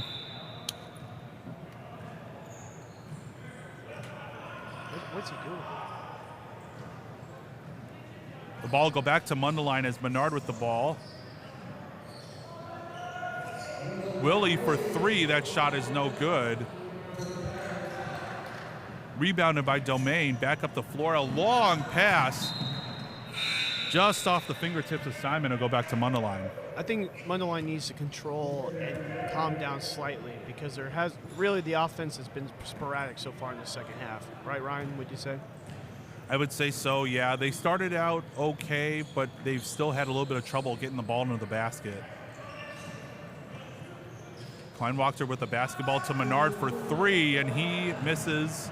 That ball is controlled by Pacini, and he drives up the floor. And the layup is no good. Comes right off the rim to Domain.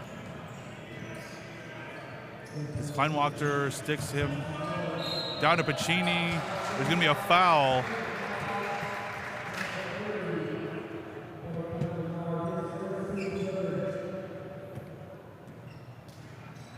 We haven't gotten hit with a ball yet, so I think this is a positive, Ryan, to be honest. Yep, the guys have done well in preparing this area.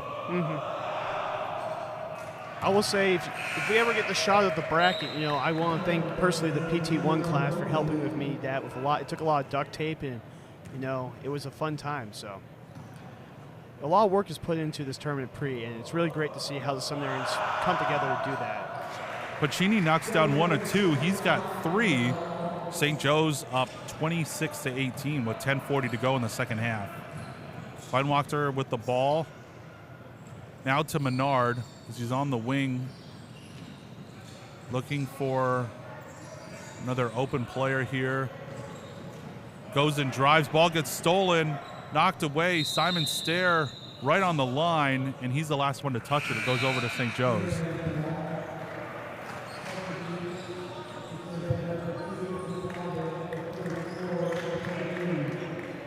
Sub coming in, Tim Talbot coming in for St. Joe's for Joey Pacini. He's been playing hard, and Pacini deserves the rest that he gets. So I think really the key difference in this game right now is that St. Joe's has not had, they'll miss a couple shots and all that, but they haven't had some of the just costly turnovers. And that was a great shot by Simon, right? Logan Simon hits his first 3. He's got 5. And now it's a double-digit lead for St. Joe's. They're up 29-18. Menard with the ball, looking inside to Anthony Willie. Willie drives. That's no good. Rebound goes to Bradford. Bradford up the floor. Bradford for 3. That shot is no good. Rebound by Bowie. And Mundelein trying to get something going here, down 11. Bowie with a long 3. That shot is no good. Rebound by Green. St. Joe's back up the floor here, up 11. To Talbot for 3. That shot rims in and out. Beautiful rebound by Green. He sticks it back in. And it's a 13-point lead now. Timeout by Mundelein. Mundelein calls timeout. It's 31-18 with 8:45 to go in the second half. Hill's getting a little bit more difficult to climb, Terry, as it's now a 13-point game. I think really what Mundelein needs to do is say, okay, how are we going to go up each possession? How are we going to control the ball? Because there's been about 5 or 6 times in this half that they've lost the ball 2 seconds into crossing half court. And those are costly baskets, costly opportunities. And honest God, it's a 13-point game. Make half those, this is a very different game. So I would say that having a calm center on the half court, knowing who's going to bring the ball up and what the first or second movement are when you bring the ball up in the pass. After that, it seems like we know what we're doing and we're being put in positions to make baskets. Yeah, definitely. And for St. Joe's, they've been playing pretty well this second half, capitalizing on a lot of missed shots from Mundelein.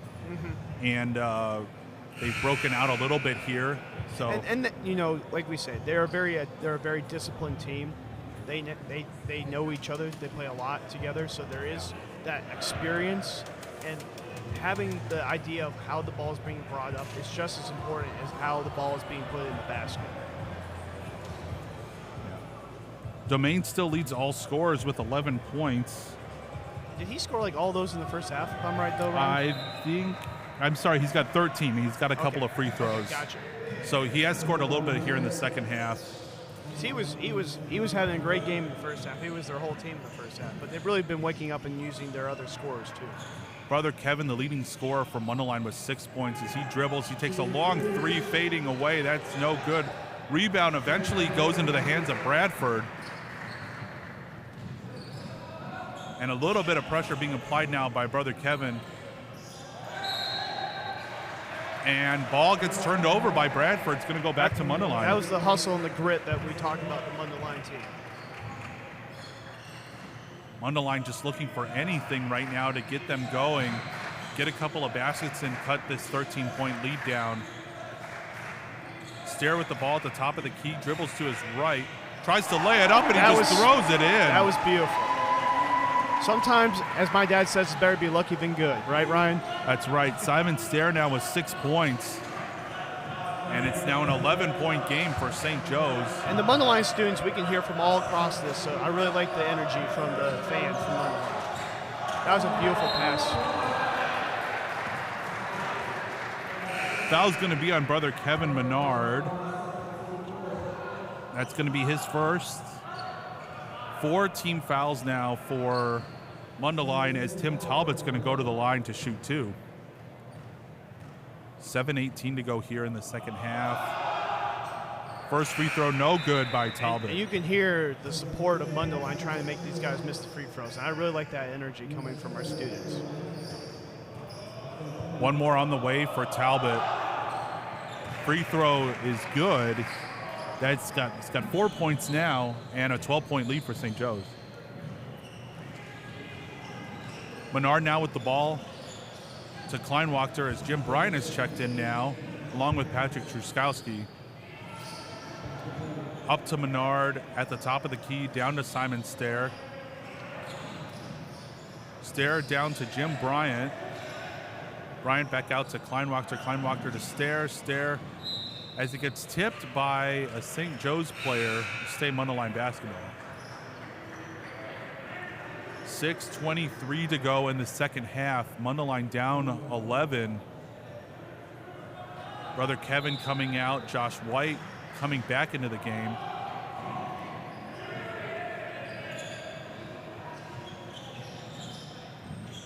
As Simon Stair goes to his left, ball is no good. He tries to fight for the rebound. Possession to... There's a jump ball. Looks like it's going to stay Mundelein basketball off the possession arrow. Jim got a quick breather as Vicente Cobos comes back in. Ball inbounded back to Josh White. To Kleinwachter, down to Truskowski. The top of the key, up to Simon Stair. To Josh White. He loads up and fires, and he drills it. And that's why Josh White's great to come in at these points, especially for Brother Kevin. Josh White was 6 points, and now he's cut the lead down from 11 to 8. Talbot with the ball down to Simon. Simon for 3, an answer, no good. Laying with the rebound, down to Foley. Foley with a layup. He's got 4, and it's a 10-point game now. St. Joe's leading Mundelein 33-23. White now with the ball up the floor to Kleinwachter, back to White on the wing. Trying to space it out a little bit here as Stair in the corner. He lays Nice it shot. up and in. He's got that speed real quick. Stair's got 8 points, and it's 33-25 St. Joe's. Talbot with the ball, and a foul as Simon Stair fouls Evan Lang, and he's going to go to the line to shoot 2. Especially, you got to remember this is a running clock, so that's one of the hardest parts of coming back in the second half always. Yeah. 9-point game now. As Lang to the line, this will be his first free throw attempts of the game. First free throw off the front of the rim and no They good. really haven't shot great at the free throw line either, which has helped Mundelein keep in the game. Lee Noel in, brother Kevin in. Jared Kleinwachter going out, as well as Simon I Stair think we from got a couple of Mundelein. our shooters in to really help and space the court better. I think that's one of the strategies that Mundelein will go with for the last 4 months. Laying second free throw off the back rim, no good. It's tipped, and Great rebounds controlled hustle play by Mundelein. Josh White right there. That was a great hustle play. Brother Kevin with the ball up the floor. He spins down into the middle of the lane, back out to Josh White, to Tiem Bowie, to Menard on the wing as he goes and drives to the left, gets all the way to the basket. That layup is up, that shot is up and no good. Talbot with the rebound, and St. Joe's pushing the ball back up the floor. No one there for Evan Lang as he makes his first field goal. It's now an 11, back up to a double-digit game. 36-25. Ball goes into Kobos, back out to White. White from the wing for three, Nice and shot, he White. drills another one. That's White's game right there. He's got 9 points. 8-point game with 3 minutes to go. It's an 8-point game with 3:02 to go, like you said. Yeah, it's really, honest God, Josh White is a great off-ball shooter. And I think trying to get him open for those little movements right there really makes a difference in this game. It's something we didn't have last year. And, in these games, you have to have someone to go to who can make the open shot. And usually it's Brother Kevin. And having Brother Kevin and Josh White at the same time with the last 3 minutes, I think will be crucial for a comeback by Mundelein. And definitely down the stretch with 3:02 to go, you're going to need some scores. Like, that's just simple, and you're going to have to make some stops on defense if you're Mundelein. Exactly. And if you're St. Joe's, I would say you just keep taking the action to Mundelein. They're already at 5 team fouls. You really haven't committed any fouls at all. So if you are St. Joe's, I'd say you got to keep being aggressive. Yeah. I think they know their game right now is set for whatever they need to do right now. And look, we got Conrad Spina on the sweeper, or whatever. What are we calling it again? Sorry. I don't know. I call it. It looks like a Swiffer sweeper. You know what I'm saying, Ryan? Yeah, there you go. They are not sponsoring us, by the way. That was not a sponsorship. Now, if I was supposed to be, there's Father Duran, there is Francis Strong. Francis and me went to Guatemala this summer. We had a great time. He was there for 6 weeks. I was there for 8. I don't know, that's just how it works sometimes. But back to the game, right, Ryan? That's right, as Simon with the ball up the floor, under 3 to go now in this ball game. St. Joe's with an 8-point lead. Legoretta in to Zimmerer. Zimmerer down to Foley, gets it back out. They swing it out to Talbot. Talbot in the corner now. Back to the top of the key with Simon. As Talbot cuts in, I'm pretty sure that was a travel violation, and sure enough it was. This is a very crucial possession right here for Mundelein. Under 2.5 to go as Bowie has the ball with Mundelein down 8. Down to White, back up to Bowie. To Menard. Menard looking for a 3, kicks it back out. Bowie on the wing, he drives, nothing there. Back up to Menard. And Menard, that shot is no good. Willie with the rebound and a block by Foley. Good block by St. Joe's. But it's going to be a foul. Oh, it's foul. So it's going to be Foley's first foul, first team foul of the second half. And Willie's going to be at the line shooting 2, his first free throws of the day. Quick update from Maria De Popolo. St. Joseph Wichita won 53 against Bishop Brute 24. Willie with... I know my brother... Oh, sorry, my bad. Willie with the first miss, and he bounces in the second.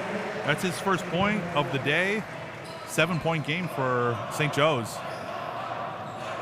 Simon with the ball now, back up to Talbot, and a cutting Foley. That's no good. It's a Mundelein ball. And out of bounds going to be Mundelein basketball. Clock stops now, under 2 minutes, so 1:49 to go. And Mundelein's got to keep grinding here, down 7. Don't need it all back in one shot, but you got to score somewhat quickly here as time continues to wind down.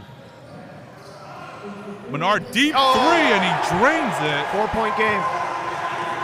His first made 3 Today, it's now a 4-point game, 36-32. This is why we pay money to go to this school, right, Ryan? Some of us do, yep. Long three-pointer. That shot is no good by Legoretta. Zimmer with the rebound stolen by Kleinwachter. And he gets tripped up. Another three by Menard, and that is good. Oh, my goodness. Timeout. He's got 12. It's a 1-point ball game with 1:12 to go. This is going to be a great ending, is it going to be, Ryan? It's great to see this. And I see a chair being in the air by the Mundelein students. I hope they don't throw it on the court. Well, you know, one of the mottos in 3 Boulevard, my favorite cam, is give them the chair. You know what? I really support that. I kind of want to see a Bob Knight situation, you know, but I think we might have to have a listening session if that happens. I don't know if that's a good idea either. Now, we might skip that, but 1:12 to go. Now a 1-point game. Mundelein right back in this. Couple made threes by brother Kevin. At this point, you don't have to foul. You know, you have to do a nice press. Don't foul too early. One thing I don't like in basketball is when teams start fouling for 55 seconds. Play good defense, force them to take a bad shot, you know. And to be honest, I think St. Joe's only has one, like, we need to foul them quite a bit to get them in foul trouble. So that is another quick thing. I think at this point you're down by 1. Play good defense. Don't play the foul game. Yep. Remember, clock stops last 2 minutes of each half. And if we have overtime, it'll also stop in the last 2 minutes as well. 1-point ball game here as St. Joe's leads Mundelein. The 5 on the floor for Mundelein, brother Kevin Menard, Deacon Jared Kleinwachter, Tien Bowie. We've got Anthony Willie, and we've got Josh White. On the floor for St. Joe's. Got Carter Domain, Logan Simon, Thomas Benson, Tim Talbot, and we'll get the 5th one for you right now. It's going to be Grayson Foley on the floor. It's really big. Also, no easy baskets. And looking for a trap at the top of the lane. A lot of passes right now. And it might be a little too early to waste some time, but that might be St. Joe's strategy here with 46 seconds to go. We are not in college basketball, so there is no shot clock, which does really change this game. All the way back.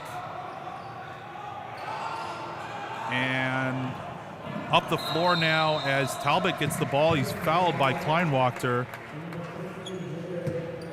I think it's one more they need, if I'm correct on that, Ryan. Or, that's right. One more, and they'll be in the bonus. And the foul is going to be given by Bowie. I believe that's his 3rd. And now the bonus will be coming for St. Joe's as Logan Simon will take the first free throw. And this is crucial because if he makes both, it's still a 1-possession game. So what Mundelein needs to absolutely do is make sure they get the rebound if there is a possibility of a rebound on this, because this is if they get the rebound, it makes it more likely a second possession game with the next foul. 34.1 remaining in this second half. St. Joe's leading Mundelein 36-35. Logan Simon at the line to shoot 1-1. As now they're in the bonus. First free throw is good by Simon. He has 6. And, you know, they've really been spacing out their scoring in the second half, which is nice to see. Okay. And he calmly sinks both. He's got 7 now and a 3-point lead for St. Joe's. This is a 1-possession game. If Mundelein makes a 3, this game is tied. Menard driving. He takes the shot in the wing and he drains it. It's tie game. 18 seconds. He's been on fire as we are now tied. This is the first time we've been tied since it was 0-0. 14 seconds to go in this game. Let's see if they're going to call a timeout or if they're just going to play it. St. Joe's looking for the last shot. Domain a long 3. That shot is no good. Rebound goes to Simon. 5 seconds remaining. Domain driving. He's going to put up a shot. It's good if it goes. It doesn't go, and we have overtime here. Let's go! Let's go!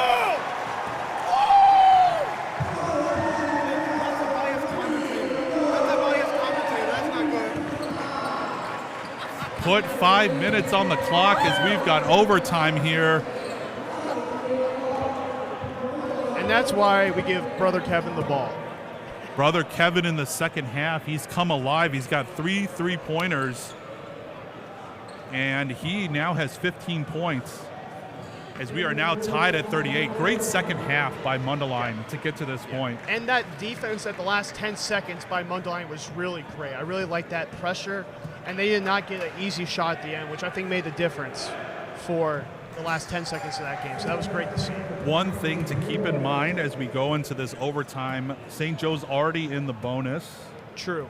And so... And that's the casualty of trying to do the fouls and all that. So. Right. Well, it worked out because even though the 2 free throws are made... They're lucky they made both. Yeah. As we get a look here of the different seminaries that are participating here at Mundelein for this year's tournament, we had 10 in total. 2 more than last year, so we're growing. 2 more than last year. All right, 5 more minutes on the clock here. Remember, clock stops last 2 minutes. All the team fouls stay, as Mundelein has committed 17 fouls. St. Joe's just 1. And tip controlled, easy basket for St. Joe's as Bowie commits the foul. Pacini with the basket. He'll get and 1.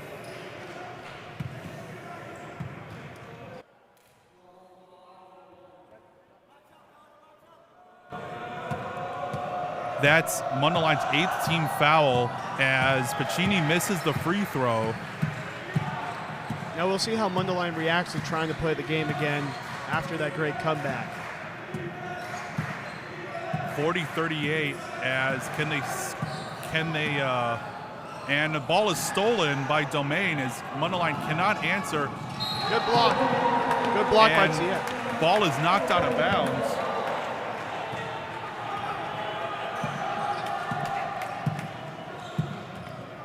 .4:12 to go. Ball is inbounded into Benson. Benson to Pacini. Pacini cross court to Domain, who has 11 points as they kick the ball back out to the top, and they'll try to work it back into Green. Domain drives. He goes right to the basket, and tough basket, but he makes the shot anyways. He's a good player. He's a very good, controlled player. 42-38, St. Joe's. 3:40 to go here in overtime. Bowie's got to be careful. He's got 4 fouls. Down to Kleinwachter, dribbles down to the left, loses a little bit of control of the ball. Briefly controlled by Pacini, but it goes off his hands out of bounds. Bowie being taken out with the 4 fouls for right now for a quick breather. Menard also going out for Truskowski and Josh White. Grayson Foley also coming in for Ethan Green. He's going to get a breather. Ball gets kicked out to Stair, to Josh White, to Truskowski, to Anthony Willie as they swing the ball around to Josh White, to Kleinwachter, out to Truskowski. Truskowski holding onto the ball, out to Josh White, to Kleinwachter. 2:45 to go for 3 by White. That's an air ball, and that will go to St. Joe's. 2:36 to go here. 42-38 St. Joe's. I don't think St. Joe's, they're playing like their normal game, and they're acting like they've been there before. I think that's been slightly of a difference in the last 2 minutes of this overtime. Pacini puts it down to Domain. Domain tries to drive under the basket, and Willie gets caught underneath, and he's going to get called for a foul. That was a smart play by, how do you say his name again? Pacini. Pacini. Yeah. Is that Italian? Domain. Yeah, I think so. And Domain was the one who got fouled. He'll go to the line. He'll shoot 2. That's going to be the 9th team foul for Mundelein. I think he's kind of like Tommy DeVito. You know what I'm saying, on the Giants. He's got like that Italian flair to him. Free throw good by Domain. Second free throw rolls in. He has 15, and it's a 6-point lead for St. Joe's. Under 2 minutes now.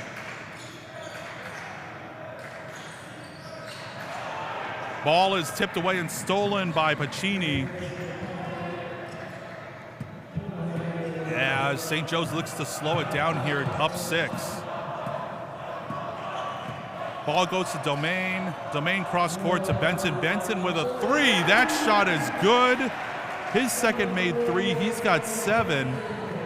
And it's now a 9-point lead for St. Joe's. Good timeout by Mundelein. Mundelein's going to call timeout here. 1:03 to go. St. Joe's up 9. Do timeouts reset, Brian? Do you know?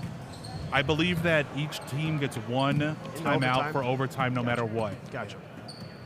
All right, 9-point deficit for Mundelein. We're back What in do the they gotta same do? situation again, are we, Ryan? The same Yep. thing, hopefully, we did in the regular time. Yep, yeah, and it's going to be difficult for them to come back. It seems like Brother Kevin hasn't gotten the kind of shot selection that he's been looking for, that he was getting in the second half leading into overtime. Well, the thing that I think that we struggle with is we kept playing like we were with that last minute. Yeah. And the game kind of resets when you go to overtime and you need to go play a normal game and not shoot all those threes. And Yeah. we just did not have the hot hand for those 2 or 3 minutes. yeah, and Sometimes it's hard to reset the way you have to play once you're in a different situation. I mean, that's and something usually when you make those adjustments, Yeah. especially from the second half into overtime, makes all the difference. Exactly. Clock's going to be reset to 1:10 here as it's 47-38. Mundelein down by 9 as we approach 1 minute to play here in this overtime. 3-pointer by Brother Kevin is no good, but a foul is going to be called on Tim Talbot. Brother Kevin's going to get to the line to shoot 3, 58 seconds to go.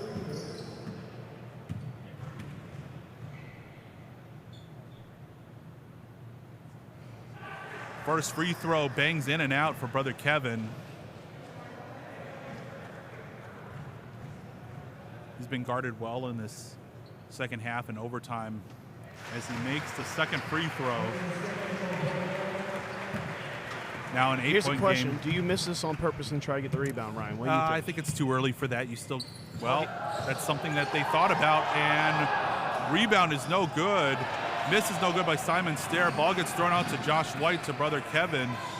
Menard with a 3. He shoots it. It goes off the rim. No good. Bowie tries to go for the rebound. He tips it out of bounds. You know, I It'll be feel like St. I Joseph's. actually foretold that right there, did I? I think you did. I think I know how Brother Kevin thinks when it comes to basketball. 43 seconds to go. Mundelein down 8, and a foul goes on Simon Stair. I believe that's a 10th team foul, so it'll be 2 shots now for St. Joe's.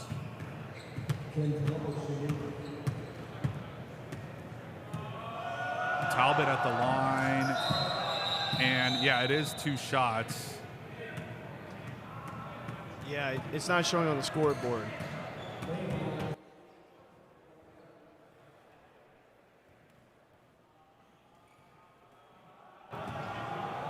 Talbot with 1 more, and he hits it off the front of the rim, but he gets his own rebound. And Those are Mundelein killers. not really fouling, looking for a steal, no good. Underneath to Maldonado, that's no good. Mundelein's gonna have to hustle here with 27 seconds to go. Down 8, Menard with the ball, he kicks it to the wing to Stair. Down to Willie for 3, that hits off the front of the rim, no good. Legoretta with the rebound. Down to Talbot, who just missed 2 free throws, and Menard will foul. Okay, can we ask for Blessed Columban Marmion's intercession again? Does Blessed Columban Marmion know that if we ask too late, he might not be able to? That's true. That's true. I should have said in the first, you're right, Ryan. I should have said at the beginning of Like this game. overtime, yeah. You know, geez Louise, I just.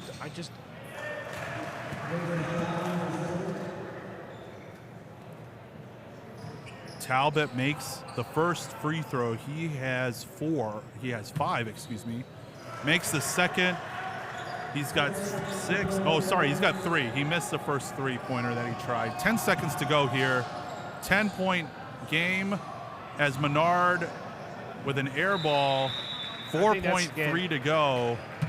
And it looks like St. Joe's going to escape here with a win. No, but that was a great showing by Mundelein, I will say. I see a completely different team this year. Would you say that, Ryan? I would say so too. Good effort. They took the defending champs to overtime. St. Joe's, man, I tell you what, they really turned it on in overtime. They did. And they were disciplined. It was discipline at the end of that game. And the thing that's important for Mundelein is we'll have 5 minutes of like iffy and then 5 minutes of great. So having a little more consistency with the play in 5-minute intervals, I think, is really important. Yeah, definitely. And as we end our... Oh, and I have to go because I've got to do my holy hour, so it's been great with all you people. Thank you. Thank you, Terry, for joining us. Final score here from Mundelein Gym, St. Joe's Abbey 49, Mundelein 39. Great game, got into overtime. We'll see what the next game holds. It'll be St. John Vianney against Athenaeum, Mount St. Mary's from Cincinnati. Come back to us in a few minutes.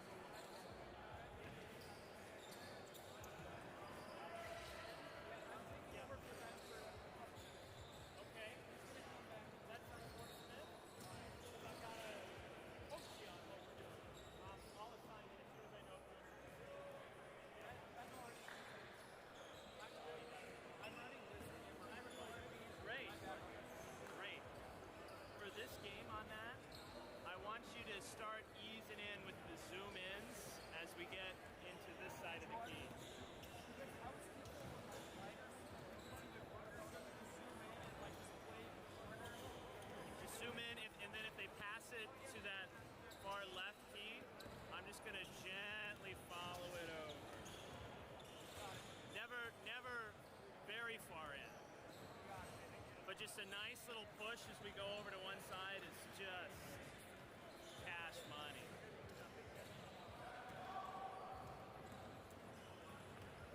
All right.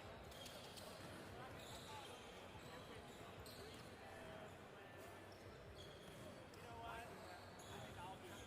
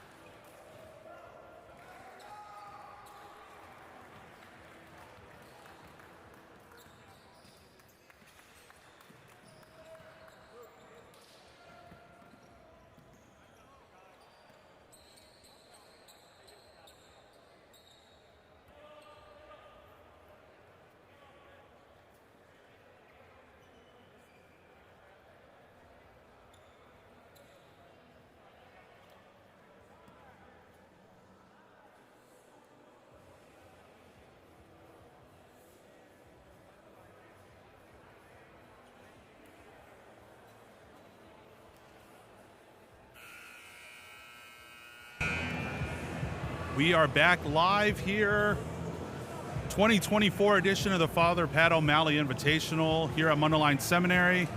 I am Deacon Ryan Mao for the Diocese of San Jose. And we have our last game of this triple header morning session. Mount St. Mary's, the Athenaeum out of Cincinnati, Ohio, taking on St. John Vianney. Should be another good game here. I'll be riding solo here for a little bit. We might have a guest come in. We'll see what happens as we get our floor ready for our third game of the morning. If we get any scores coming over from Santa Maria de Pablo, our other site where we're having the tournament, we'll get them to you. Starters for Mount St. Mary's: number 1, Connor White. Number 10, Colby Murray. Number 13, Alex Smithers. Number 15, Chris Ingermeyer. Number 23, Gabe Schroyer. And for St. John Vianney, number 1, Andrew Boyle. Number 5, Landry Weber. Number 7, Zach Bernstein. Number 10, Max Rich. Number 25, Cade McGaffin. Some of these guys familiar with, have seen over the years here. And we'll see how this game turns out here for both these clubs. If we can get some previous results too from each of these teams, we'll get them to you. But always the pool play games are important. As we'll have our jump ball here getting going. Joined by Andrew Bilgry of the Diocese of Piura. Andrew, how's it going? God love you. It's good to be here. We're getting this going here. Beautiful layup starting out by Landry Weber. And a great start for John Vianney. White with the ball. Dribbling up the floor here. Someone fell down. Three-pointer for Alex Smithers. Really great to see him get his feet underneath himself and just get that ball and get a nice arch to it. Yeah, he's got a good looking shot. Haven't seen him play all that much. As the ball goes down to McGaffin with the layup, that ball is no good. Angermeyer with the rebound. And Schroyer now dribbling the ball up the floor for Mount St. Mary's. Loses the ball down to Boyle. Boyle with the layup, and that gets deflected.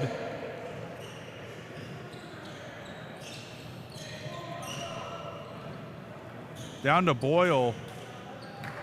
Sorry, down to White, as White brings the ball up the floor now, and they can set their offense. Down to Angermeyer. Angermeyer with a pass. Beautiful pass, and it rolls around the rim for Schroyer. No good. Rebound goes to John Vianney.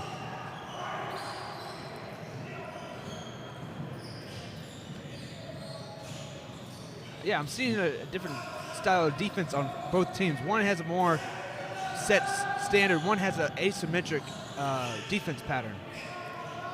Yeah, they're more set. As McGaffin directing traffic now, gives it back up to Weber. Weber looking to drive here. He drives right down the middle of the lane, and he's going to get fouled by Smithers. That's going to be Smithers' first foul and the team's first of the first half. Going to the line shooting 2 will be Landry Weber. First free throw up and good. Not as easy as it looks. Especially when they call it free, right? Nothing is free. Amen. As Weber misses the second, rebound goes to Murray. And we're all tied up at 3 here, just getting started in this last game of the morning session here at Mundelein Gym. Drive to the basket by White is no good. Rebound goes to John Vianney. Weber comes out with it. Quickly up the floor now as it goes back into the hands of Weber, cross court over to Bernstein. Bernstein puts the shot up and it goes in. Kind of a wild shot there, Andrew, but it goes in. That it was a great move there. It was right up the lane, even when he was off balance. 5-3 John Vianney now. Ball goes right to the wing. The shot by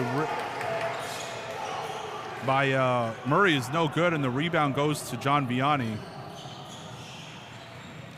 Taking their time now, getting in their set is Weber. Weber dribbles the ball up the floor. Fake shot by Boyle. Boyle goes into the lane on the free throw line. That shot's no good.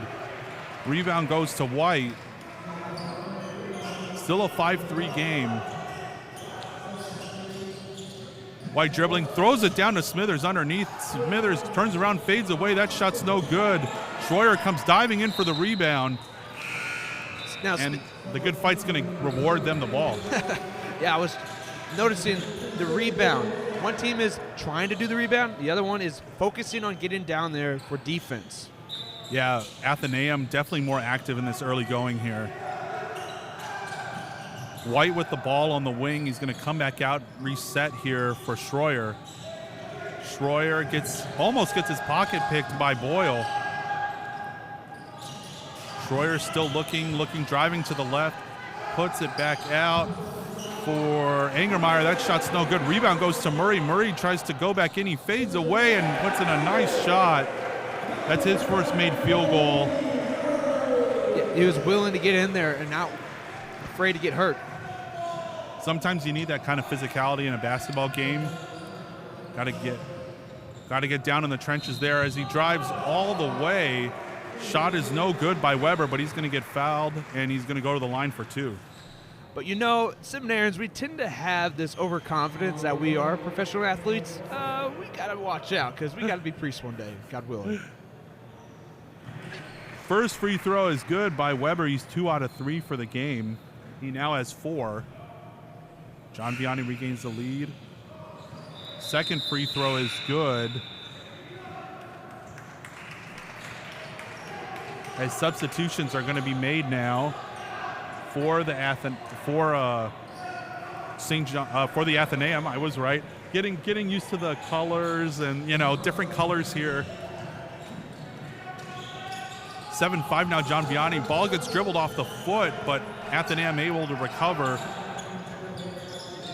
Down to Murray, and Smithers with a shot. That's no good. Rebound goes to Weber. Weber up the floor to Shea Bills. Bills puts it up, and that shot's no good. It didn't hit anything. Still looking Palma with the ball. Hands it off to Schroyer, you were saying? I was just going to say, it's still looking like it's a hard game to see who's going to pull out in front first. Like I was saying in the last game before, it seems like the teams in the morning sessions taking a little bit longer time to get set. Not used to maybe playing in the morning and should be awake by now, but early morning, sometimes the morning can get to you. Three-pointer is good for Shea Bills. That's his first make of the day, and it's a 10-5 lead for John Vianney. Mount St. Mary's takes advantage of that open wing over there. Luckily, St. John Vianney didn't have a... Bills goes right down the lane, and he lays it up and in. He's got 5 quick ones, and John Vianney's now at 12-5. St. John Vianney, pray for us. White now with the ball, trying to get something going. He fades away from about 15. That's no good. Rebound goes to John Vianney. Bills kind of on a good run here, but he's going to pick up a charging foul. I'm noticing St. John Vianney definitely playing a more defensive game, and they haven't really made it down there to the court to support their point guard going up in the lane.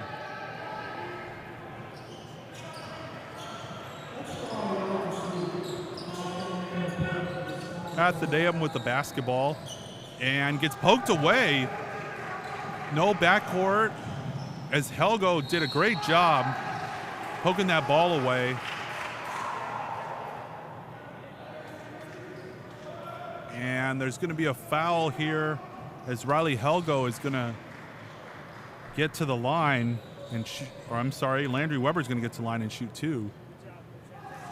First free throw is good. He's been pretty active early on. He's been a high percentage of accuracy here. Yep, I believe so. 4 out of 5 actually so far. He's got 1 more. And rebound to St. John Vianney. That's so important. And they got puts it in.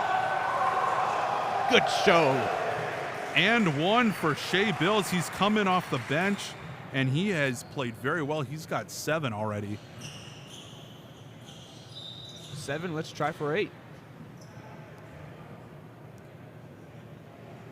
Coming off the bench, Shea Bills. Free throw is missed. Rebound goes to Godudi. I believe he's a deacon. I met him last night. Okay. We will have to rectify that on our sheets here. Want to give him the proper due here. Godudi with the ball at the top of the key looking. Down to Palma. Palma back up to Godudi. Godudi to Usler. Godudi with the rebound. That shot's no good. Bills again with the rebound. Let's see if Mount St. Mary's can recover to prevent the point differential from increasing. 15-5, St. John Vianney in control of this one so far. Beautiful stop move by Weber. That shot's no good. He gets the rebound. And finally, Schroyer with the ball. St. Mary's needs to find something here, down 10. Ball gets knocked away. He goes all the way down. And it's going to be a foul here. Foul's going to be on Bernston, his first. That's going to be the team's second foul. John Vianney in firm control right now as we take a timeout. Now, it's been a really great ball game turnout. Unfortunately, we are a little bit behind schedule. We apologize for that. But last game, wasn't that an incredible overtime? It was with the winners from last year's tournament and Mundelein with their first win last night. It couldn't, unexpected. Yeah, and Mundelein played well against the defending champs. They, I thought that overtime got a little out of hand for them as really St. Joe's just kind of played within their game, played within their system, and shots were just falling for them in overtime, and for Mundelein it just kind of stopped. It's which team is conditioned and willing to endure and persevere till the end. Yep, that's right. Shea Bills coming off the bench for St. John Vianney. He's the leading scorer. He's got 7 points. He's the leading scorer in the game. And on the other side, Alex Smithers with 3 points, Colby Murray with 2 points. Kind of a hole that Athenaeum's in right now. It's going to be tough to dig out the way that John Vianney's playing. I have faith in them. They're going to be fine. Let's go, Mount St. Mary's. I believe in you. Go. Looking to get back into it with 10:07 to go in the first half. Athenaeum's going to have the basketball coming out of this timeout. Just looking for something to get them going here and stop this scoring drought. Shot is no good. Rebound goes to Bernston. Under 10 to go here in the first half.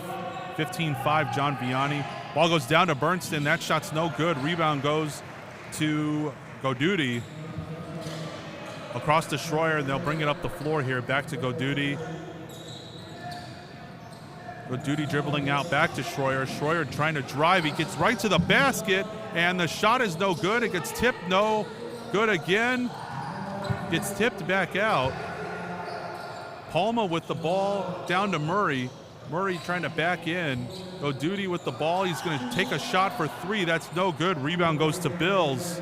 I don't know if that was the play because the defense was pretty spread out and those corners are covered. I think when the defense is spread out, that's when you got to go down the lane. Yeah, it looks a little broken down there. Boyle with the ball directing traffic. Gives it to Helgo. Helgo down to Bernston. Bernston backing down, getting right into the middle of the lane. He lays it up. It's no good. Rebound goes to Boyle. Back out to Bills. Oh, my goodness. The crowd gives their cheers. It's amazing out here today. Bills, another 3. He's got 10 off the bench. He has been the spark plug for St. John Vianney. They're up 13. Usler driving. Shot's no good. It's going to be a foul. I believe that foul was on Max Rich. That's going to be his first. Team's 3rd foul as some subs come in now for both sides. Smithers going to take the ball out for the Athenaeum. Gets it into Schroyer.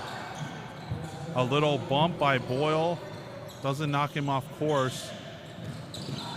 Schroyer, and that ball gets stolen, and we go back the other way as Bills with the ball. Bills going for 3 again. That shot's no good.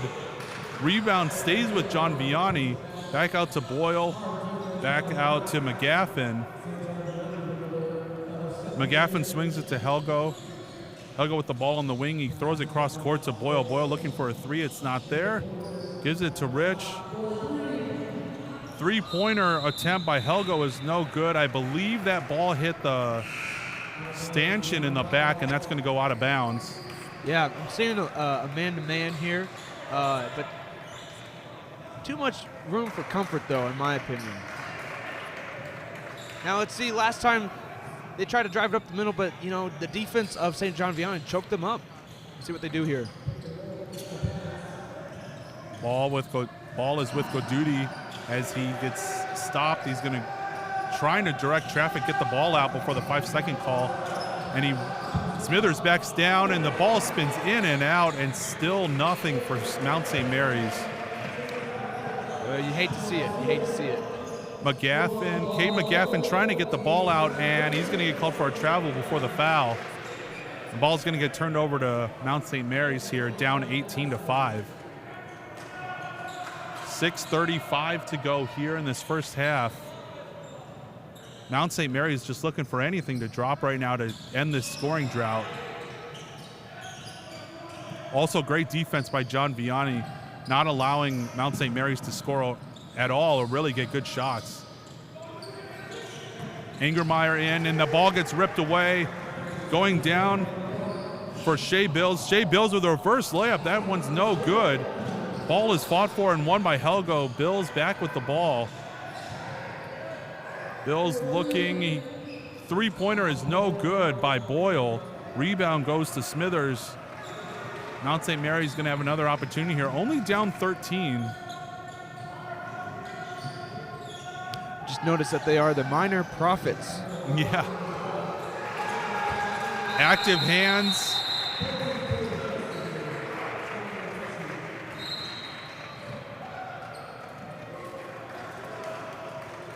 Let's see what they got here planned. Got some substitutions now as the possession. Oh, we got a timeout actually. 18-5, St. John Vianney with 5:38 to go here in the first half.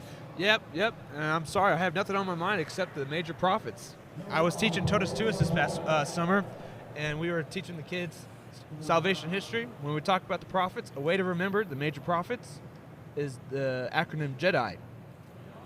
Jeremiah, Ezekiel, Daniel, and come on, Isaiah. Deacon. Isaiah, there you go. You heard it here first, folks. Got to make sure that we know our major prophets. Now, I know that there are minor prophets. Oh boy, don't even try me right now. I technically just started my theological studies here at Mundelein. And how did your first semester studying theology go for you? I had a heavy workload, but I was able to pull through and have some great experiences learning the material and get some good grades. Awesome. Making my diocese proud, you know? Yes, yeah. And how has your experience been for you here at Mundelein? I know that you were at Mount St. Mary's before, right? Yeah, Mount St. Mary's in Maryland. Different from this Mount St. Yes. Mary's. Yes. I was able to really focus on my prayer life. I think they do that well. They find a good balance of all these dimensions of seminary formation. Awesome. We're starting back play up here with the Athenaeum. Smithers with a 3. That shot's no good. Rebound by Angermeyer. Angermeyer trying to get the ball out. Shot by Goduti. That is no good. Rebound goes astray. Finally, Bills with the ball. And John Vianney recovers here. And they're going to slow things up with 5:16 to go here in the first half. Up 18-5 in total control right now. Ball gets swung around to Bills. Out to Weber. Weber to Rich. Fake by Boyle. Boyle drives, nothing there. And a drive by Weber. Weber goes all the way to the lane and scores. It's been a while since he has scored a basket. He's now got 8. Mount St. Mary's has to figure out their defense. Otherwise, they're not going to have a chance for this game. 20-5, St. John Vianney here. Palma with the ball and gets poked away. He's going to recover it. Goduti now with the ball. Just looking for something, anything right now. He slips. Ball goes out of bounds. I think there's a wet spot on the floor. As the ball gets turned over to be John Vianney basketball.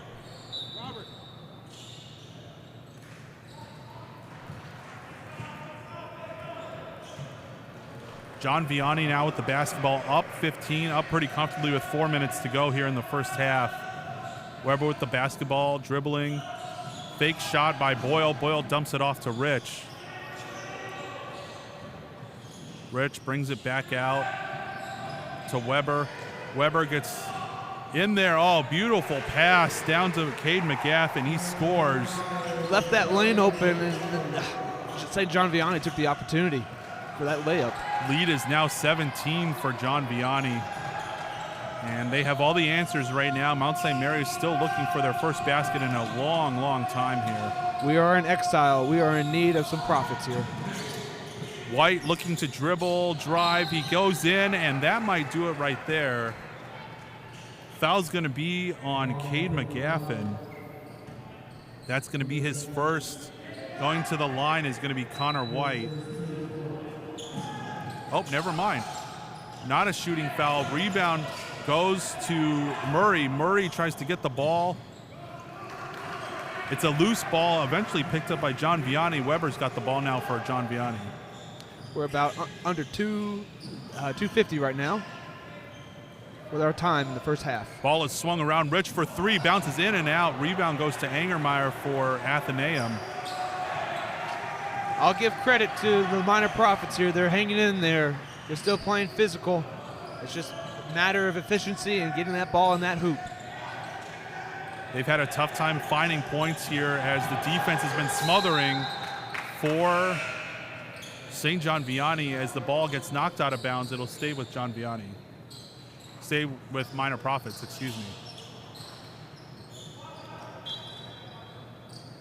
22-5. Three-pointer is no good. Yeah, I don't think the long-distance game is what Mount St. Mary's has to be looking for. I think they got to get those layups in.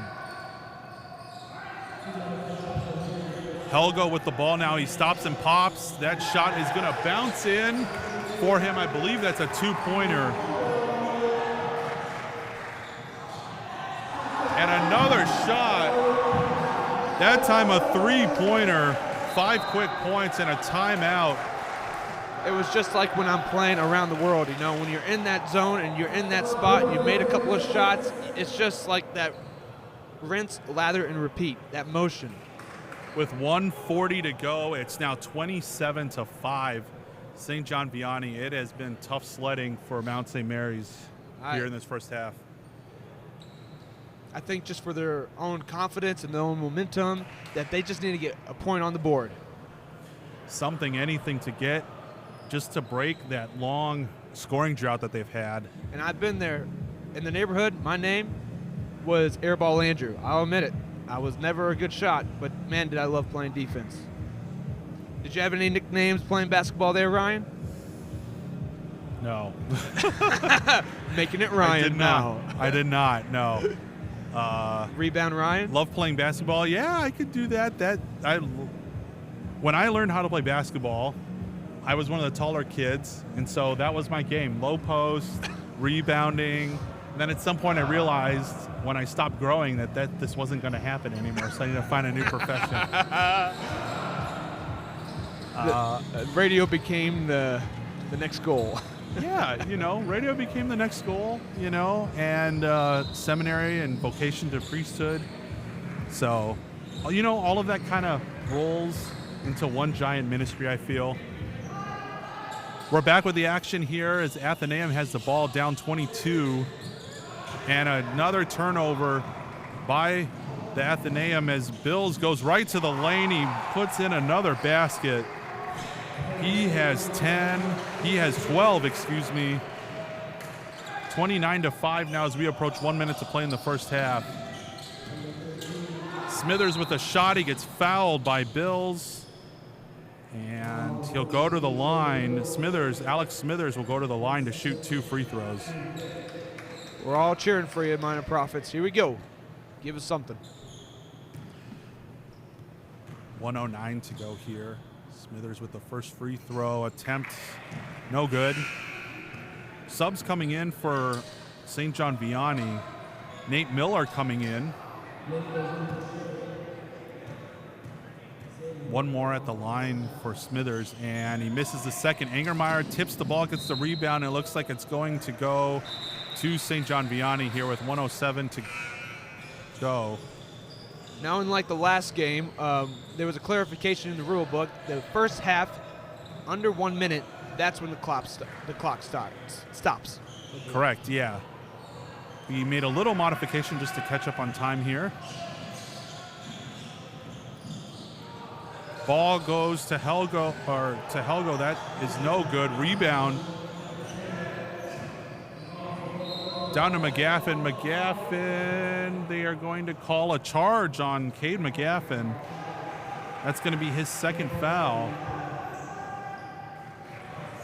29-5 now with 25 seconds to go in the first half.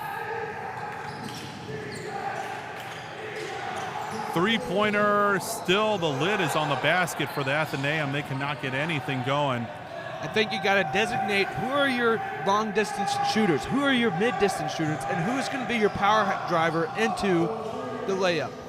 Shot is no good by Boyle. He tries to put it up. That shot will not count as the buzzer sounds. Pretty dominating first half performance by John Vianney. They're up 29-5. Game recognized game. We'll come back with some stats. This is the halftime. St. John Vianney 29, Mount St. Mary's 5.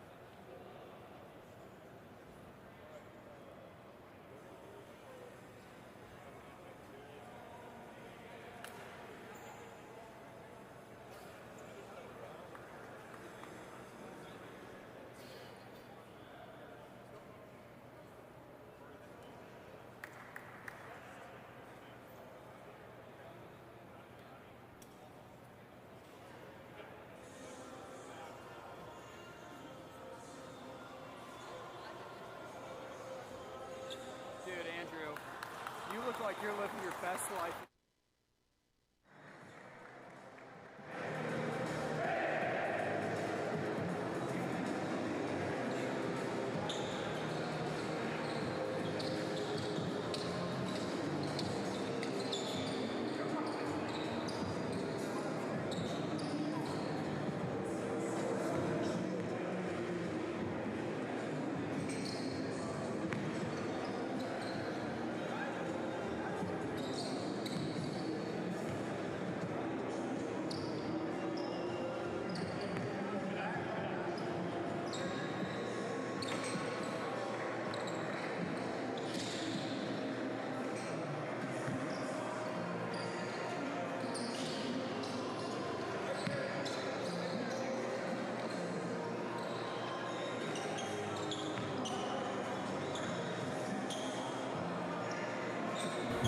Halftime is just finishing up here. Mundelein Gym, 29-5, SJV with the lead. Leading scorers for John Vianney. Shea Bills coming off the bench with 12 points. He's the leading scorer for the entire game. Landry Weber's got 7 in firm control. Mount St. Mary's just 2 scores. Alex Smithers, 3 points. Colby Murray with 2 points. It is going to be tough sledding to get back into this game.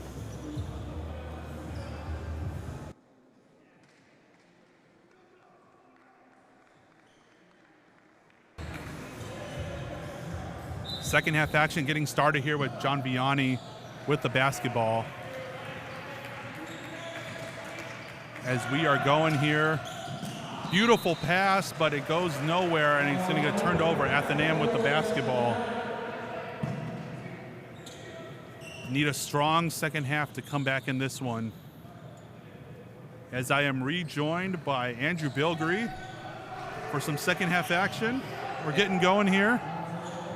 Athenaeum just looking for anything to start. Down 29-5, ball gets thrown into the wing. And looks like we have an injury here. As Connor White got knocked down, he's going to step out here for Christian Goduti. 29-5 here. Second half. Some keys for the second half here. I'm drawing a blank right now. I got to be honest with you, Ryan. I too was doing 2 games this morning, and this is my 3rd game right now. You get a little loopy after a game starting on game 3. Turnover. Weber with the steal. He's going to lay it up and in. He continues his good play. He's now got 9 points. And we're going to give a shout out to number 12, Jose Palma, who is in fact a deacon. I just was talking to him before coming back over here. So great. Praise God for our ordination. Schroyer with, Schroyer with the ball. That shot's no good. Weber again, a long 3. That shot is no good. Rebound goes to the Athenaeum and to Goduti. You know, I saw a good leader in number 15 there. He was leading his team in his comments on the sideline there before coming out on this second half. So I want to give him a shout out as well. Ball goes to Goduti. Goduti dribbles it back out to Murray. Down to Smithers. Smithers takes the shot, turns around. That shot's no good. Angermeyer there with the shot. That shot is no good. They're persistent. Murray with the rebound. That's no good. And finally, McGaffin comes away with the rebound for John Vianney. It seemed just to get a little congested in there in that lane. I think if they moved the ball around, spread out that interior, they would have a shot. Weber now with the ball, gives it to Boyle. As Rich sets and takes a 3, that shot's no good. Offensive rebound goes to Boyle. Out to Weber. Weber to Bernston. Bernston to Cade McGaffin. Ball goes out of bounds. We'll see who it belongs to. I think it's going to go down to the Athenaeum, and it is. 31-5 here. St. John Vianney with 17 minutes to go in the second half. So as I was saying before, what Mount St. Mary's needs to do is really just spread out that defense that St. John Vianney has set up. this extended drought for Mount St. Mary's really been difficult for them to get anything going inside or outside. Even the shots on the inside haven't been falling. They are lady maximized. Come on, here we go. Stutter by Schroyer, and he loses the ball to Max Rich for John Vianney. And Weber will slowly dribble the ball up the floor into the wing for Boyle for three. That shot is no good. Tipped around, rebound goes to Bernstein. He hooks it. That shot is no good. Smithers with the ball.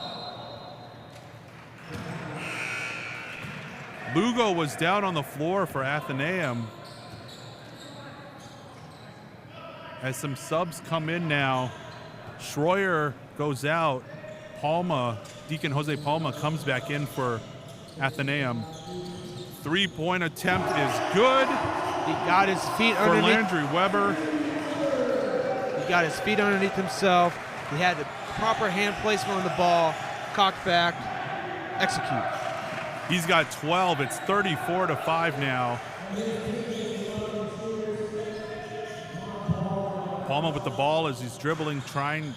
Still a lot of pressure. Smithers turns around. Shot is up and no good. Palma with the rebound. Palma tries to take the shot. That's no good. Bills with the rebound. Yeah, we need Mount St. Mary's to have a cool, calm, collective approach to their offensive. Start from the basics and work their way up. Bills driving. He gets that ball back out to Rich. Rich to Weber. Looks like they're going to slow it down a little bit here. Up 29. 15-10 to go here in the second half. And it's going to be a foul on Goduti.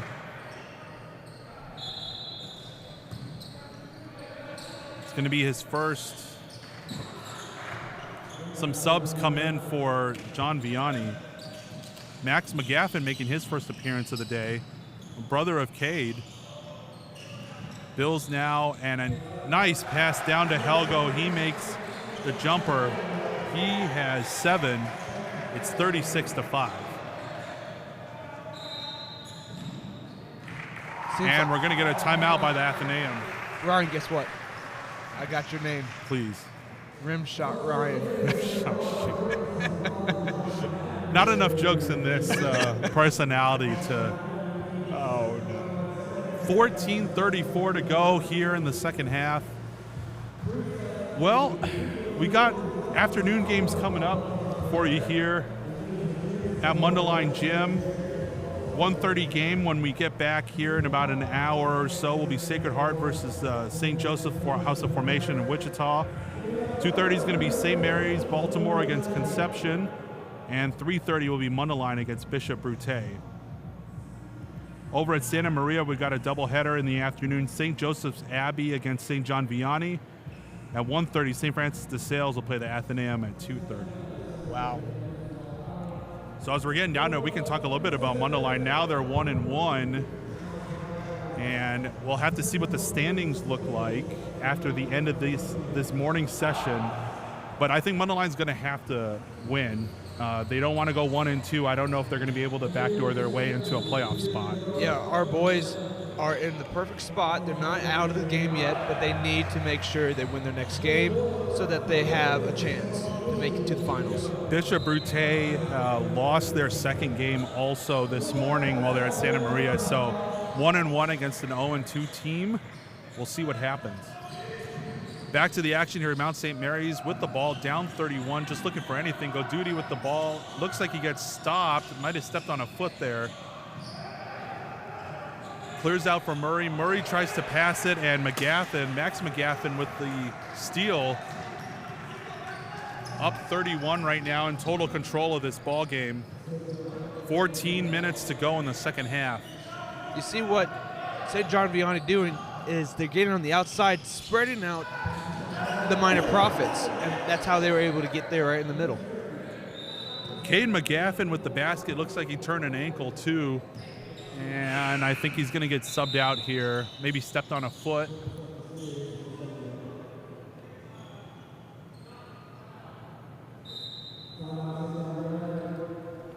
And we're going to get a timeout here. 38-5. St. John Vianney, total control here, 13:37 to go in the second half. Got to give them props. They came prepared. Have some fans here, including Dr. Pintado to the right. Doctora, next to Diane and Ron. Yes. Ron next- is a Knights of Columbus. A Yes. shout out to Knights of Columbus. Yes, we have some other knights here as well from different councils across the state of Illinois. Of course, yes. How can we forget? Did you see that opening ceremony last night? The patriotism, the profound movement of the soul to pray at the beginning, led by Father Gus, senior status here at the Mundelein Seminary, but young at heart. There's that number 15 leading his team. Yeah, Chris Angermeyer really trying to pump his team up, just get any kind of confidence in them to score.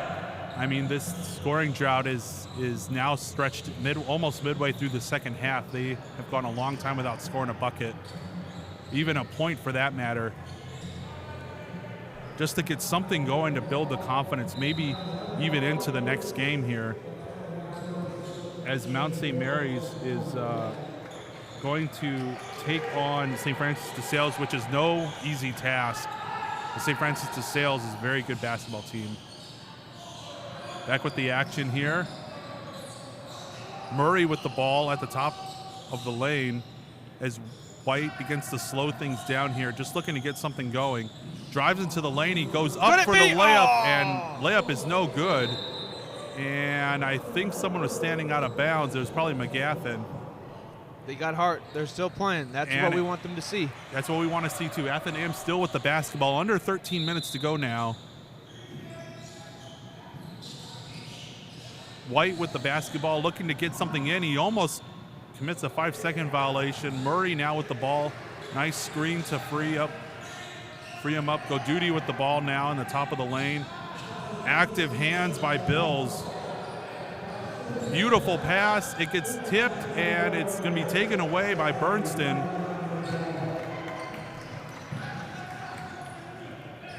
.33-point lead now for St. John Vianney. They continue to apply the pressure here. Helgo with the ball to Weber. Down to McGaffin. McGaffin with the ball.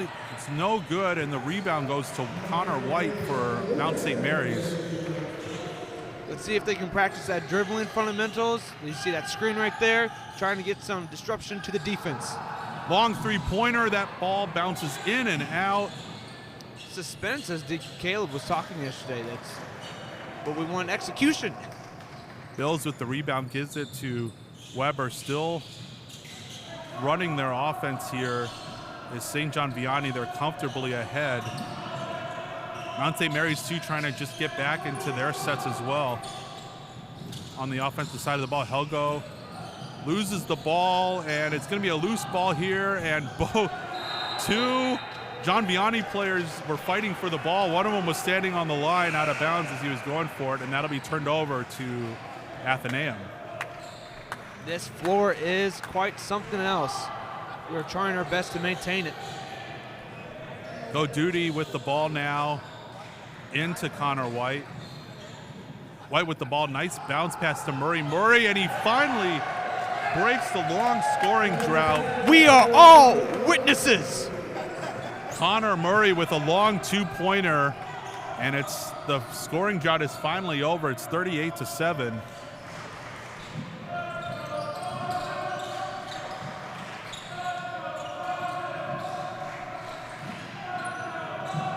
Bills now with the ball on the wing. He's looking for someone to dump it off to. He gives it back to Boyle. Boyle over to Helgo. Helgo drives to the lane. He takes the shot, and it's going to spin out. It was halfway down. Let's see if those minor prophets can get back in the game. Connor White now driving the ball down the lane. He dribbles. That shot is no good. Looking for a foul. Not going to get one. Bernston with the rebound. Boyle drives down. It gets tipped. Bills with a three. That shot is no good, and I think he got fouled there.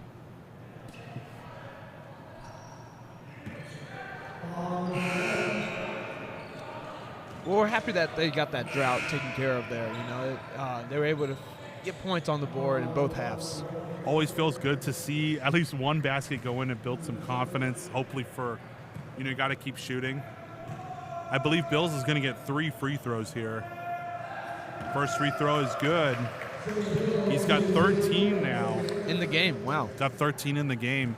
Coming off the bench, no less, too. So, as we were talking, someone was telling me at halftime, kind of a Josh White situation for Mundelein, where you get a score coming off the bench. Knocks down the second. It's 39-7. And Smooth makes all 3 free throws. Excellent. Representing Colorado well. 41-7. Usually in these games that I've seen, as a three-pointer is shot and no good by Smithers, usually when you hit the 40-point mark, if you can hit the 40-point mark, you're in a really good shape for a win. I think so too, especially if in a lead effort. Yeah, but most games I've seen been here for 5 tournaments of the 6 years I've been here, and yeah, that's usually what you want to get to. You want to get to 40. 50 is pretty much a lock. But 40, you're in a really good position to win no matter what the score is. So now you see what number 13 is doing right there? He's getting his hands. It's disrupting the pattern, right? And look at that. Nice block by Deacon Jose Palma. Gets a nice turnover for the Athenaeum. Smithers now with the ball. Just looking to get some more baskets here. Ball goes in. Alas. Ball goes into Schroyer. He gets fouled. Foul's going to be on Nate Miller, his first, team's first, and he's going to go to the, and Schroyer's going to go to the line to shoot too.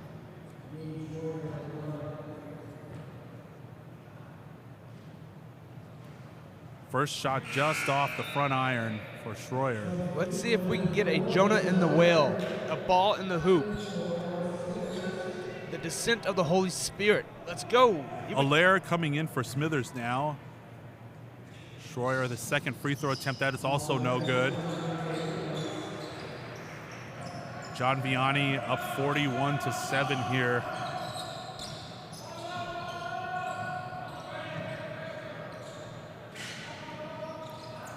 Helgo with the ball now, down to Bernston. Bernston back to Helgo, swings it around. Has it for Boyle. Boyle was going to set for 3, but Helgo takes it instead. That shot's no good. Still active. Ball is going to go to the Athenaeum. You know, you have those 3 defenders down by the baseline, those 2 in the front. It leaves that 3-point lane open there. The wings and the at the top of the key there may not be what Mount St. Mary wants to do at this time in the game. Tuppett now in, and he takes a fadeaway jump shot. That shot is no good. Rebound goes to Helgo. 6:40 to go here. Ball is tipped a little bit high for Miller. It's going to go out of bounds back to the Athenaeum.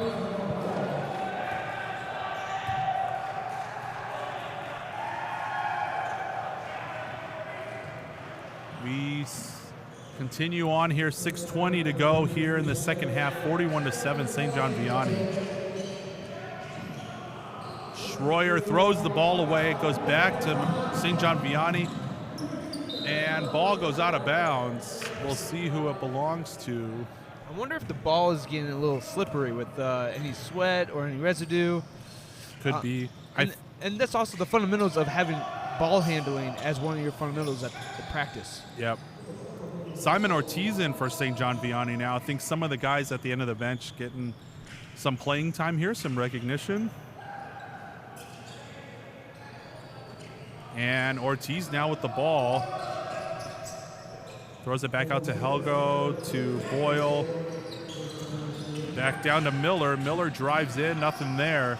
Cross court, skip pass to Boyle for 3. That shot is no good. Tipped, and Palma now with the rebound, and he goes up the floor, and he drives all the way, and we're going to see what the call is. More subs coming in now. I think it's going to stay down with the Athenaeum. Preparing the way for the Lord right there. Yeah, that's right. Make straight his path. Like the Red Sea opening up for Moses. How many Old Testament references can we make here?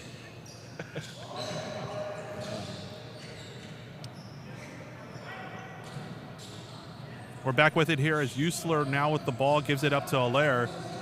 Allaire from the free throw line takes a shot. It's a little short, no good. Rebound goes to John Vianney. Boyle with the ball. It's a little bump from Palma. Back out to Miller.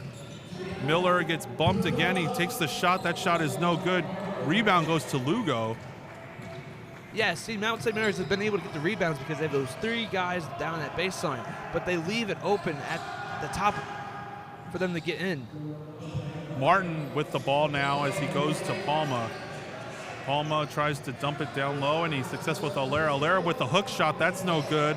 Helgo with the rebound. And it's going to be jump ball. Possession arrow was with Mount St. Mary's, so that's who the ball is going to go to. Let's see if they have any tricks up their sleeves.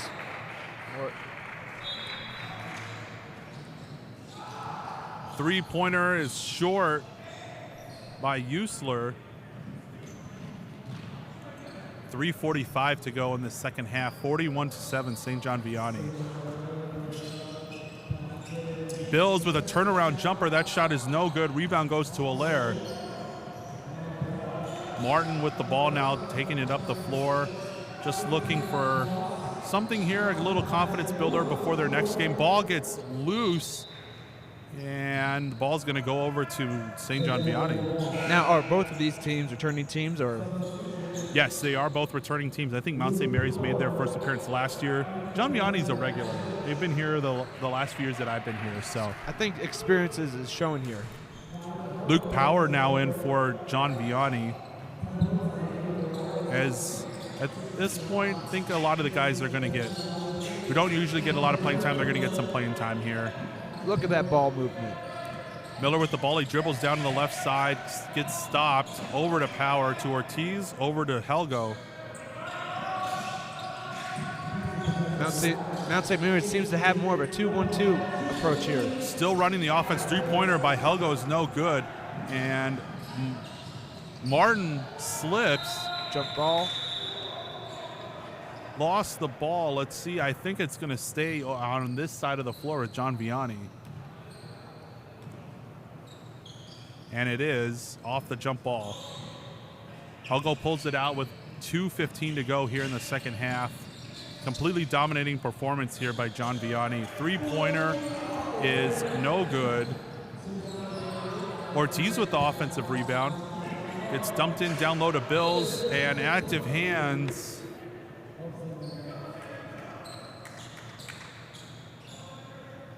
Clock is continuing to run here as we're under 2 minutes now.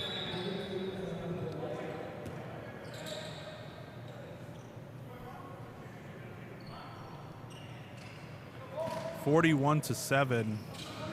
As maybe we can look towards some of the afternoon games. You want to read off some of those games for us, Andrew? Yes, I'm looking right here. The next game at 1:30 p.m. is Sacred Heart versus St. Joseph, Wichita. Then 2:30 to follow them is St. Mary's from Baltimore versus Conception Abbey. 3:30 we have Mundelein versus Bishop Brute Seminary. And then after that will be our semifinal games. And those are the games that here at Mundelein. What about the games at Santa Maria? Of course, thank you. 1:30 p.m. St. Joseph Abbey versus St. John Vianney. 2:30 p.m. St. Francis de Sales versus Mount St. Mary's of the East. Of the West. Thank you. I'm here all week, folks. Excellent job. That'll be this afternoon's games. We're streaming all the games here at Mundelein. Unfortunately, we can't stream any of the games at Popolo, but we'll try to get some more scores in the afternoon session. Hope you join us for that. As we're now under 30 seconds, we're just doing a running clock here. As Usml to the line for two. First one is a little short. Come on. And second one is no good. And they might just do it, folks, for the game. And they're going to bring the ball up the floor here. I don't know if they're going to score. Well, they're going to try here. Why not? It is based off a point differential, so you do want to try to score as best you can. I think they're just going to hold on to it, though, as Miller will end. And that is the ball game final score from Mundelein Gym here and finish this morning's session. St. John Vianney 41, Mount St. Mary's 7. You know, we got to give it to the teams sticking it through. Congratulations to St. John Vianney for their preparation and their execution of their battle plans there on the court. To Mount St. Mary's, thank you for persevering to the end there and being one team.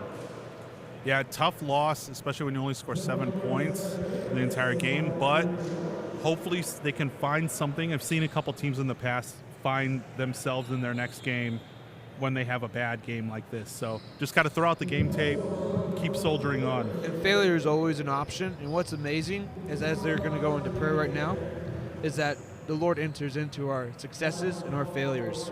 And this is my favorite part of the games here at the tournament, is this moment of prayer.